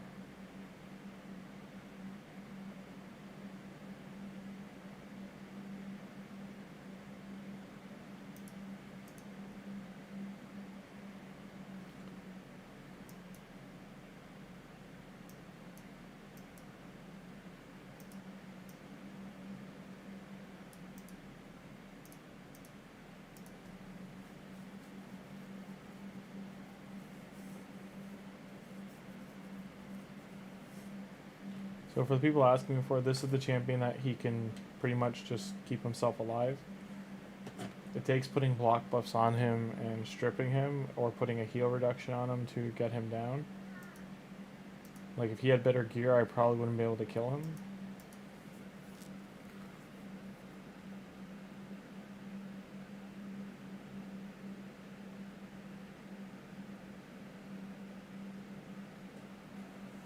He might be able to do stage 12 or something, but yeah, like soloing takes heavier gear. Like he has to be able to keep himself alive. You need like a regen set, or you gotta send him in there with a support that can heal. And he's not soloing anymore. He needs to be booked for better chances, and he needs masteries too. I think you said he's got all those things, but turtles suck in general. I killed every day 10 to 15 turtles. They are only good for turtle soup. Okay, Mr. Mr. Shredder, follower.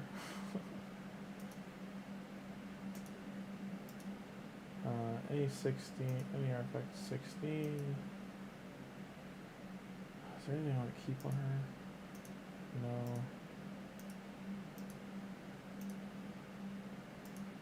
Other than that, really. This isn't terrible.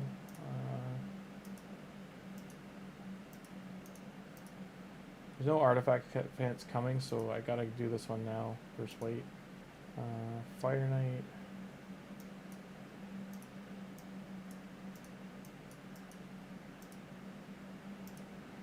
Clearly haven't even really tapped Fire Knight too much.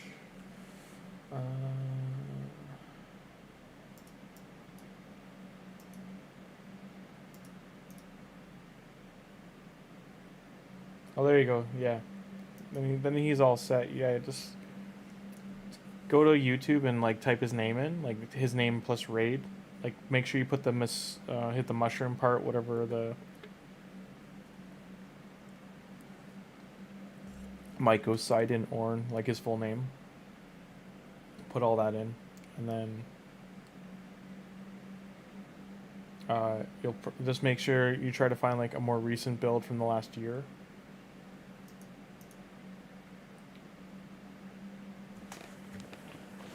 Because anything pre-2024 probably in some areas won't function as well now.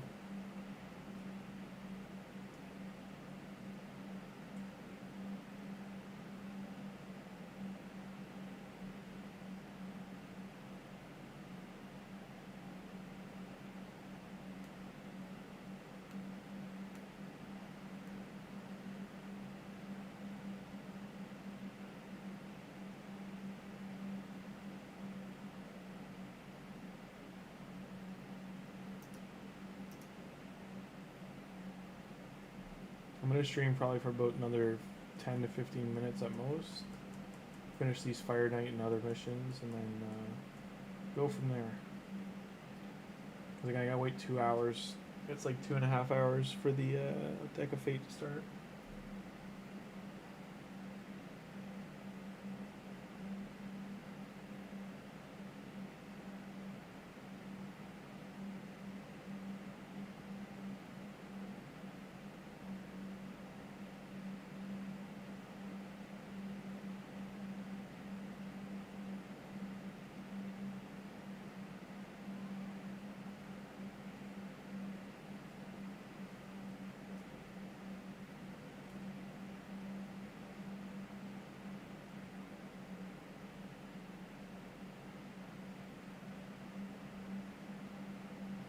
Yeah, like eventually you do reach that point that you gotta.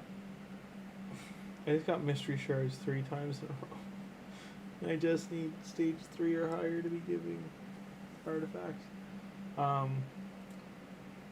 Yeah, you do get to a point that these stat bonuses need to start working their way in. It's very early game is very stats over sets, but like eventually you do need set bonuses to kind of sneak in.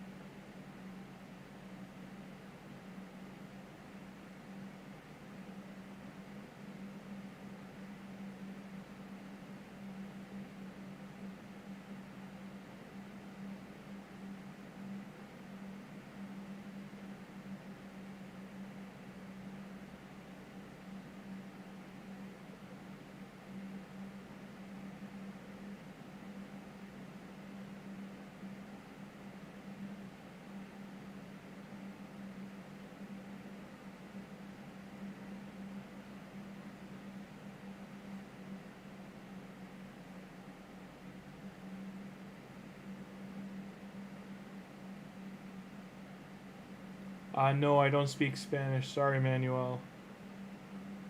No Pablo Espanol. That's all I know how to say. And I don't even know if I just said that right.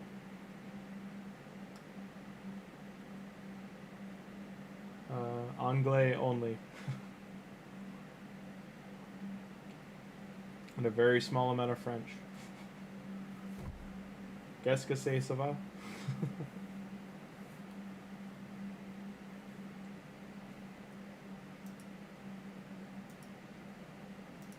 Okay.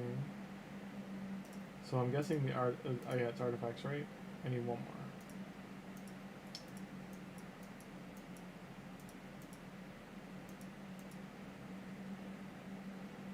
No habla.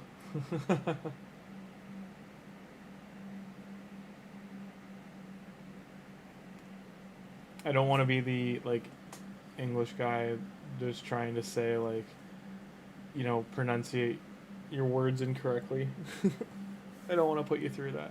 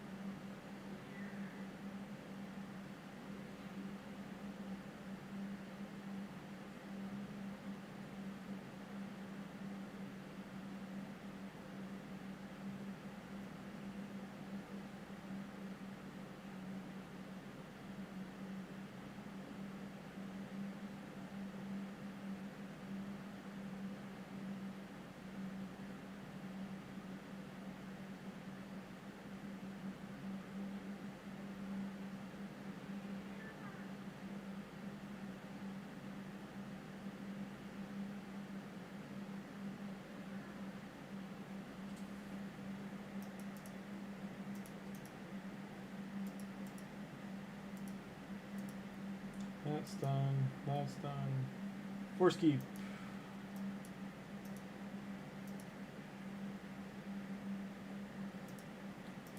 You always have to check these because sometimes they're stage specific. So this is stage 5 higher, okay. But sometimes they say like stage 7. I don't know if I can beat that actually.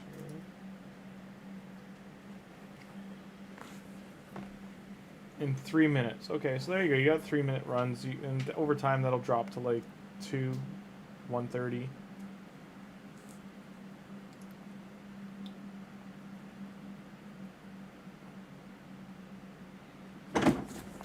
I swear to fuck that. I just got you down from there.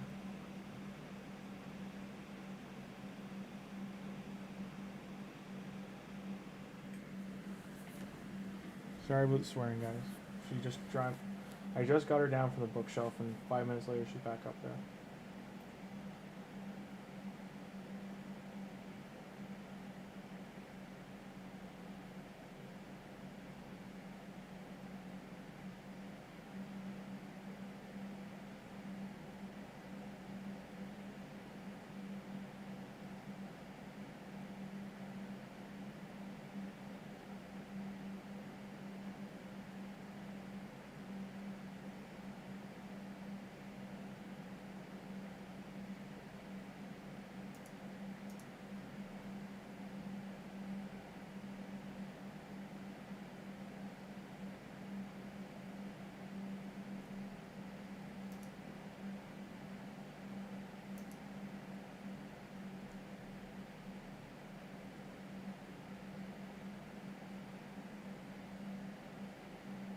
Yeah, I have a cat like that, Otik.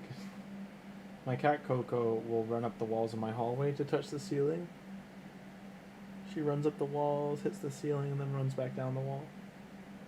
She does like a 180 while she hits the ceiling and jumps off of it. I luckily have. I've seen some cats can like hang from the door frames. I'm glad she hasn't done that. I really don't want to have to reframe a door. Or rather, retouch up with wood and plaster all the door frames.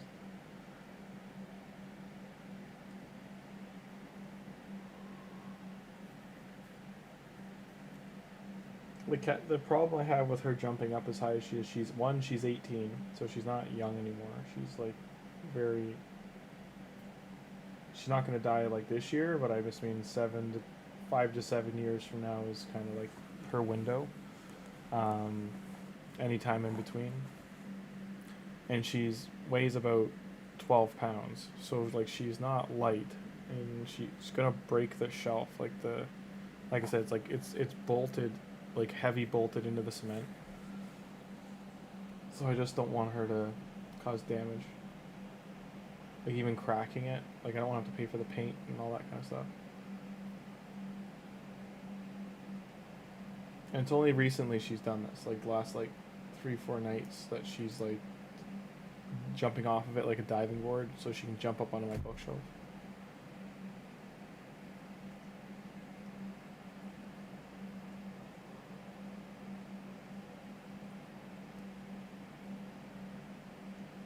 Oh, that's sad.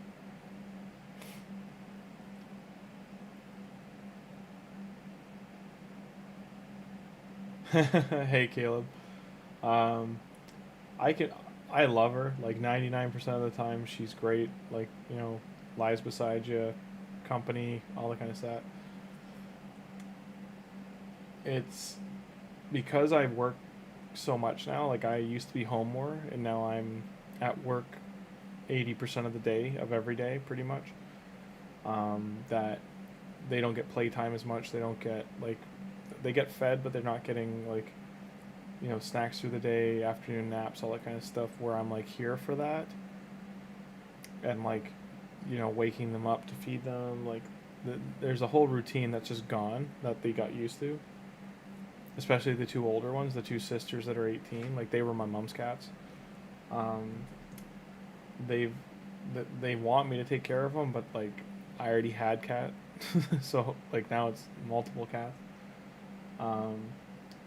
And it's an attention thing. They're all female, so they're all vying for attention. They're all fixed, but it's just they don't. Thankfully, they're not territorial because I have an apartment, so there's not much room.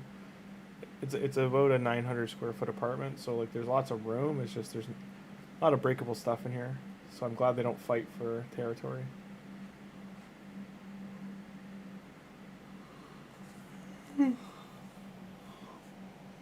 I feel like this is going to be a repeat of the Magic Keep where it just keeps giving me the medium potions, or like this, it gives me one. Stage 9 gives me one potion.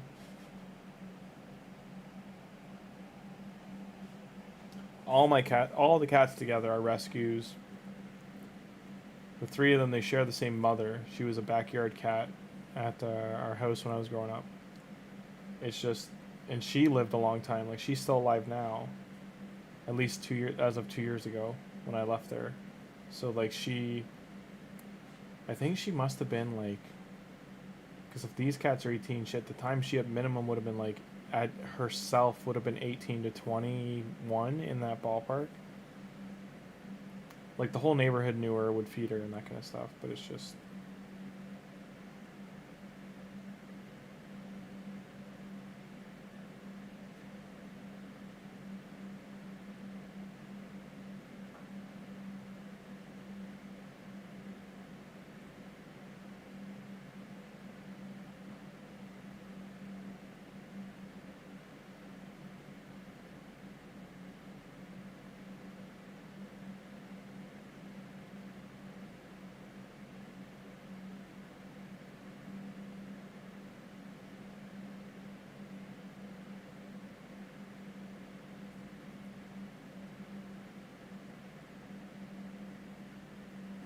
I'm glad there's people like you that you help kittens and animals on the side of the road. I used to work I worked on a TV show called Dog Tales Rescue, so I did that for a summer, and I just couldn't stomach how terrible humans are. Spider 10, or if you're early game, Spider 10 is your best silver farm. Mid game, Spider 20. But if you're doing Spider 18, for instance, and you're doing it in like half the time, then do Spider 18. Like that becomes like a time versus energy usage situation.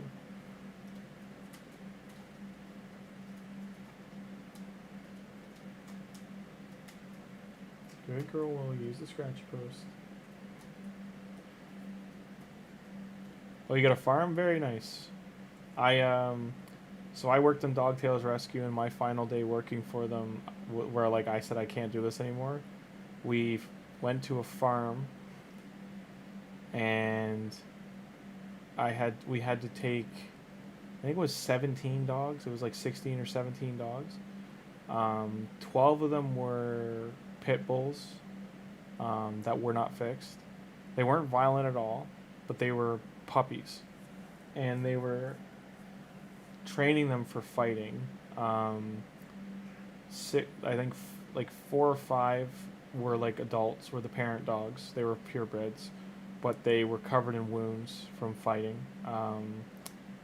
They also, like, you know, keeping them calm, they were fine. Like, they didn't try to bite us. We put muzzles on them, but like they weren't trying to attack us or anything. They looked very like helpless kind of thing, like when they looked you in the face. And then 2 of them were Rottweilers who were extremely aggressive. But like the whole reason we got called is the neighbor farm called us because this family went away for like 5 weeks, 6 weeks, like a long time, and they left all these dogs. Like they put them in the basement of the barn, and they just left bags of dog food down there, like 2 or 3 bags like of kibble, which the dogs clearly ate right away. And they just locked them down there. So I don't know if they were just trying to abandon them or hope they would die. I don't know what they were trying to do, but we had to get them out of there, and then they get brought to pretty much a sanctuary. Like, they are never gonna get adopted by people again. The farm they get taken to, it's the people that created PokerStars.com. So they have a bunch of ranches around the world, and they save horses from so they take in retired race horses, blood was it not bloodhounds, what are they called again, the racing dogs, greyhounds. They take those in, and then they take in any abused animals they get calls for, that like animal control is like, we don't want to put down 20-30 dogs. Like, this isn't like a situation that most of them are aggressive or anything. They've been abused. Are you willing to rehabilitate them or take them in and assess? And they always say yes. They don't say yes to like clearing out, a kennel or something, or somewhere like they what I'm trying to is they assess the situation, but if they can take them in, and then on the farm there's, think of like bungalows, like miniature houses that they can put the dogs in, and there's like, just like you have with zoos, there's multi-door entrances and exits to all the rooms in the house. So if there's an aggressive dog, for instance, you can go in the kitchen and talk to the dog, and you have a 4-foot wall of wood, like solid wood and steel, blocking you all the way around from the dog. And if for any reason the dog tries to get up on the counter or like jump into the kitchen part, you can go any direction, left or right, the 2 entrance exits, like, so you're never back to wall. And it's like a suicide door. So like what that means is like it opens one way and then it just closes right behind you. Like it doesn't like open and then stay open kind of thing, like it swing. It just like opens and locks right away. So everyone else there, the people that because we were filming a TV show for it, so I was with the film crew, but we were still rescuing the animals and like bringing them in. But like all the employees are female for the most part, and then there's about 3 or 4 that are male, but they aren't ever allowed in the rehabilitation centers, like anywhere where they're rehabilitating dogs that have been abused. But when we went to that house and found those dogs, that farmhouse, they were covered in everything you could imagine. You couldn't even really tell like what breed they were. They were so like just filthy. They had wounds and stuff. They had to get clean just from like rolling around and they were in the dark, so like just walking into things in the basement and stuff. The police charge these people with like everything under the sun that they can, but the people, unfortunately, that's in this case, were extremely wealthy, so they just kind of paid it off and took the slap on the wrist. Some of this stuff needs to have jail time on it, is what they were vying for. The police here were very mad. They couldn't like put them into prison for what they were doing. Because you know, like the police have canine units themselves, and then they've also seen, you know, most careered anyone in law enforcement has seen some horrific stuff. So the dog stuff just does not feel, anything with animals just feels even worse, because you're seeing that bad side of humanity, right? In short, it was too much. I couldn't stomach it. Blood boils kind of thing. So I was like, it's better for me to not work on the show and not work for the farm. I appreciate everything you guys are doing and keep doing it. Thank you so much. Like, they're multi-billionaires, so like it's nice to see that they're doing, you know, they're putting the money to use. They're not trying to make some face charity out of it or anything. I really mean this. Like, the wife, she is there every day, all day. They have housing for the entire staff. Like, they have like I want to say a log cabin, but it's kind of like a cabin motel kind of thing, but they're all super nice rooms and stuff. Like, they've spent the money to make sure like all the employees are taken care of. They're all making like about $6 over minimum wage, $6 to $10 over minimum wage.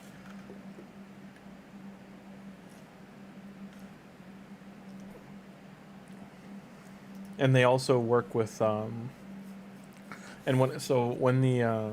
when the horses come, it was interesting because the horses would they get to free run, so they still get shoed, I believe, for a couple years just so they can transition out of it, but they get their hooves cleaned all the time. Like, they get pampered, they get massages. Same with they get like heated blankets and stuff in the winter, and same with the greyhounds. Like, even if they've had a broken leg or something like that, and that's why they got retired, it was they get, you know, best vet care money can buy, so to speak, to make sure they can walk run or at least walk around again.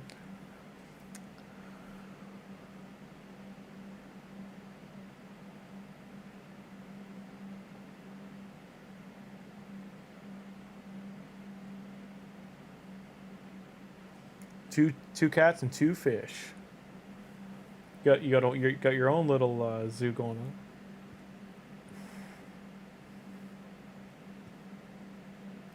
Yeah.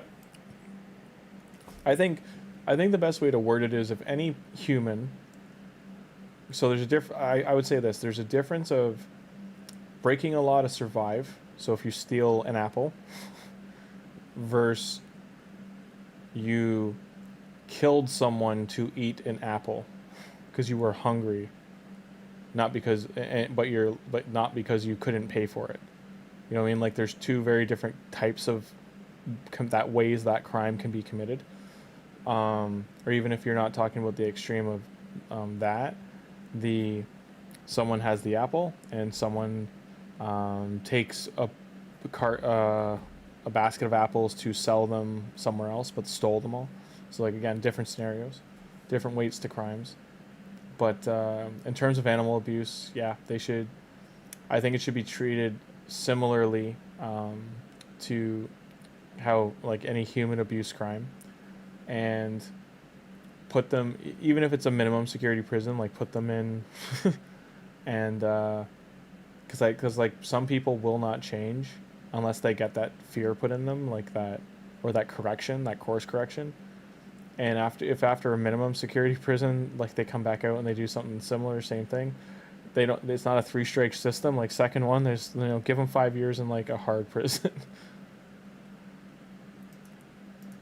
Give them like 4 or 5 years in like a, you know, real like medium security prison, and see how they feel after that.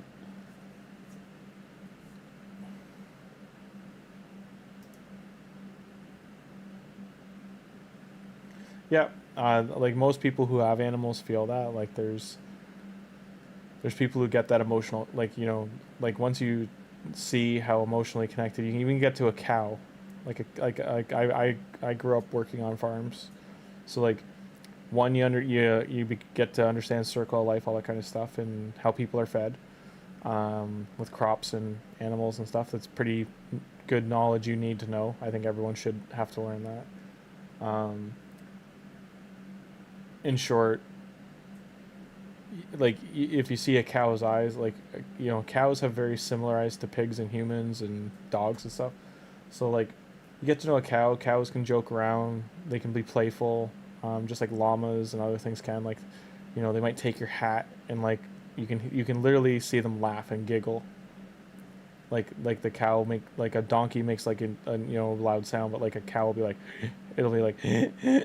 Like you can hear these sounds they're trying to make, like it's them laughing, like they, you know, it's kind of silly to say that, but you know, we would give them bottles in the morning, like they were they were cattle being raised for becoming meat and slaughter, but everyone thinks they're all these every farm on earth is a factory farm. It's not. Factory farms are a entirely different story. 90%, you know, 80%, whatever, 90% of farms that raise animals, like you know, those animals live. Like one, always keep in mind they're alive because they've been bred to for food, but they still get, you know, 2 years, 3 years, 4 years, however long of living a life. They're fed 3-4 times a day. They're walked around, graze, live a life, kind of thing. So, well, yeah, throwing like that's a whole other conversation. Throwing them in a super max for it depends what they did. If it's dog fighting, for instance, like yes, I would suggest. I agree. Like that's like don't even think about putting a minimum. Just go for full. That's not you know, because that's one step away from just hitting them with a hammer kind of thing, right? Like that's one or full on abuse or killing them. So it's again, that's why I just couldn't stay working on that show. It was a great group of people, wonderful people, wonderful couple running the company, like et cetera, et cetera. I hope they're doing well. I know they opened up like 2 or 3 more locations around the world over the years, so they got their hands full for sure.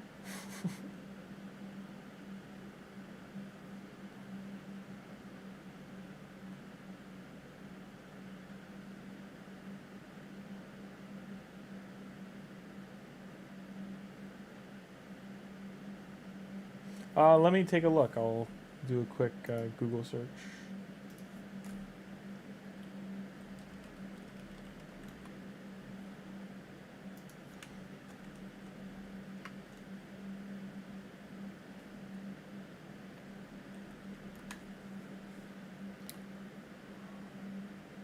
We do not, because the closest one is... I live in Canada, so the closest one is in the US, in Florida. And I'm in Niagara Falls, Toronto area of Canada. Like those 2 cities, in between those 2 cities. I want to give away my, like, where I actually live.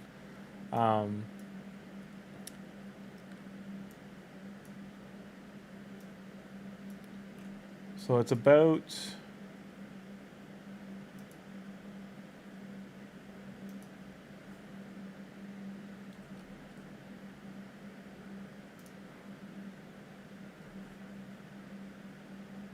That's not too bad. You can drive there in a day, like 17 hours. You'd have to stay the night. It has tolls, though, unfortunate. Or flying there is 4 hours. And costs a lot. It costs about 5 times what driving there does.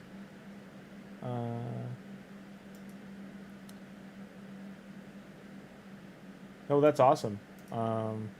Good. I hope you expand. I hope you, you know. I hope Expand or steady success, whatever you're looking for.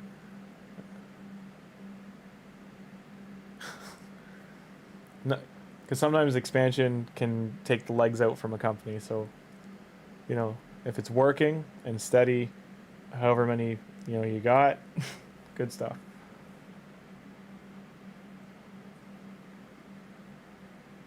I've worked for too many companies that like within 2 or 3 years they try to expand across the country and it just like it like ruins their companies, buries them in loans and debt.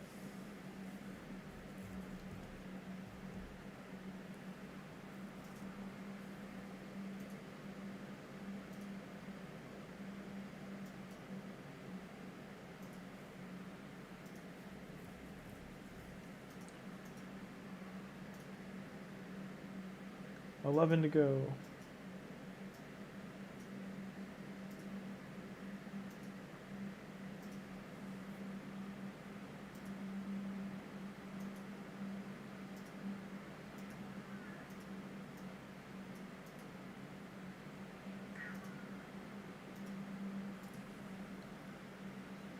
I'm gonna guess an 8. It'll work out. 15 and 6 minutes. All right, well, you gotta trim some time off, but you're getting there. You're getting there.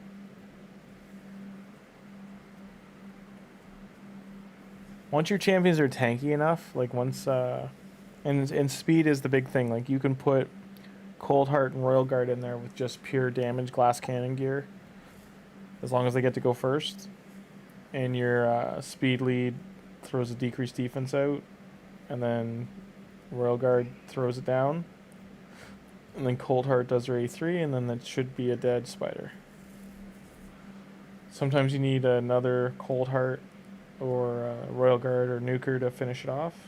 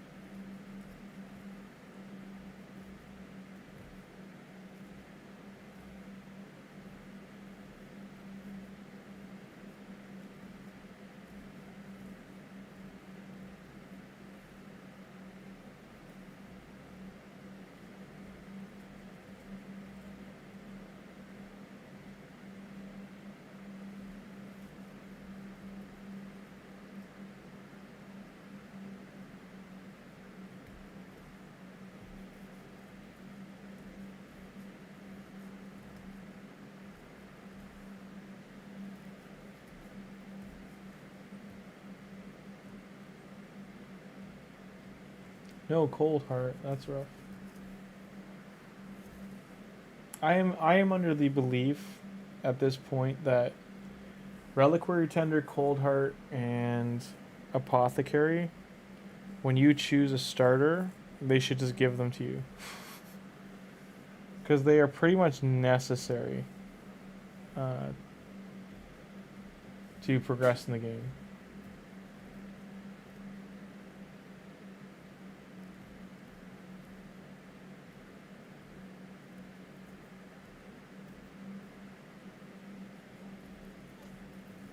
I mean, are there like 5 to 10 other ways to kill Spider? Yes.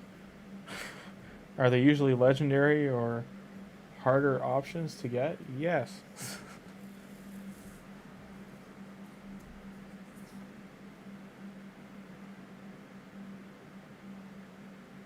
I'm gonna let this run, but I do need to go to sleep.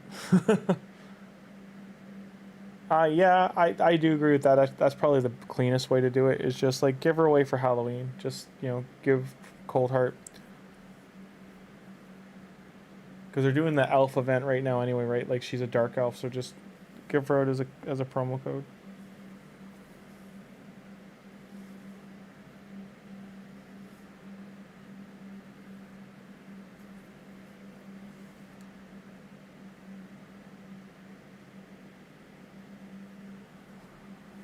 Oh, Artek can solo. He can solo Spider 25. He can solo Hard Spider. He's a very good legendary. He needs very specific stats to do it though. You'd have to watch the videos on the speed runs with him to show like what how they're keeping him alive, and it's more so just getting his burns trigger, so he's proccing his ability to pop the burns.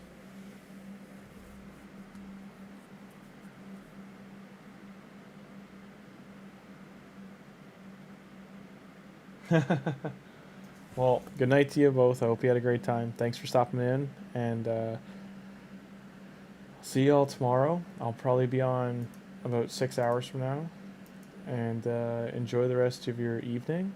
All the best, and I'll see you guys tomorrow. Thank you so much for popping in.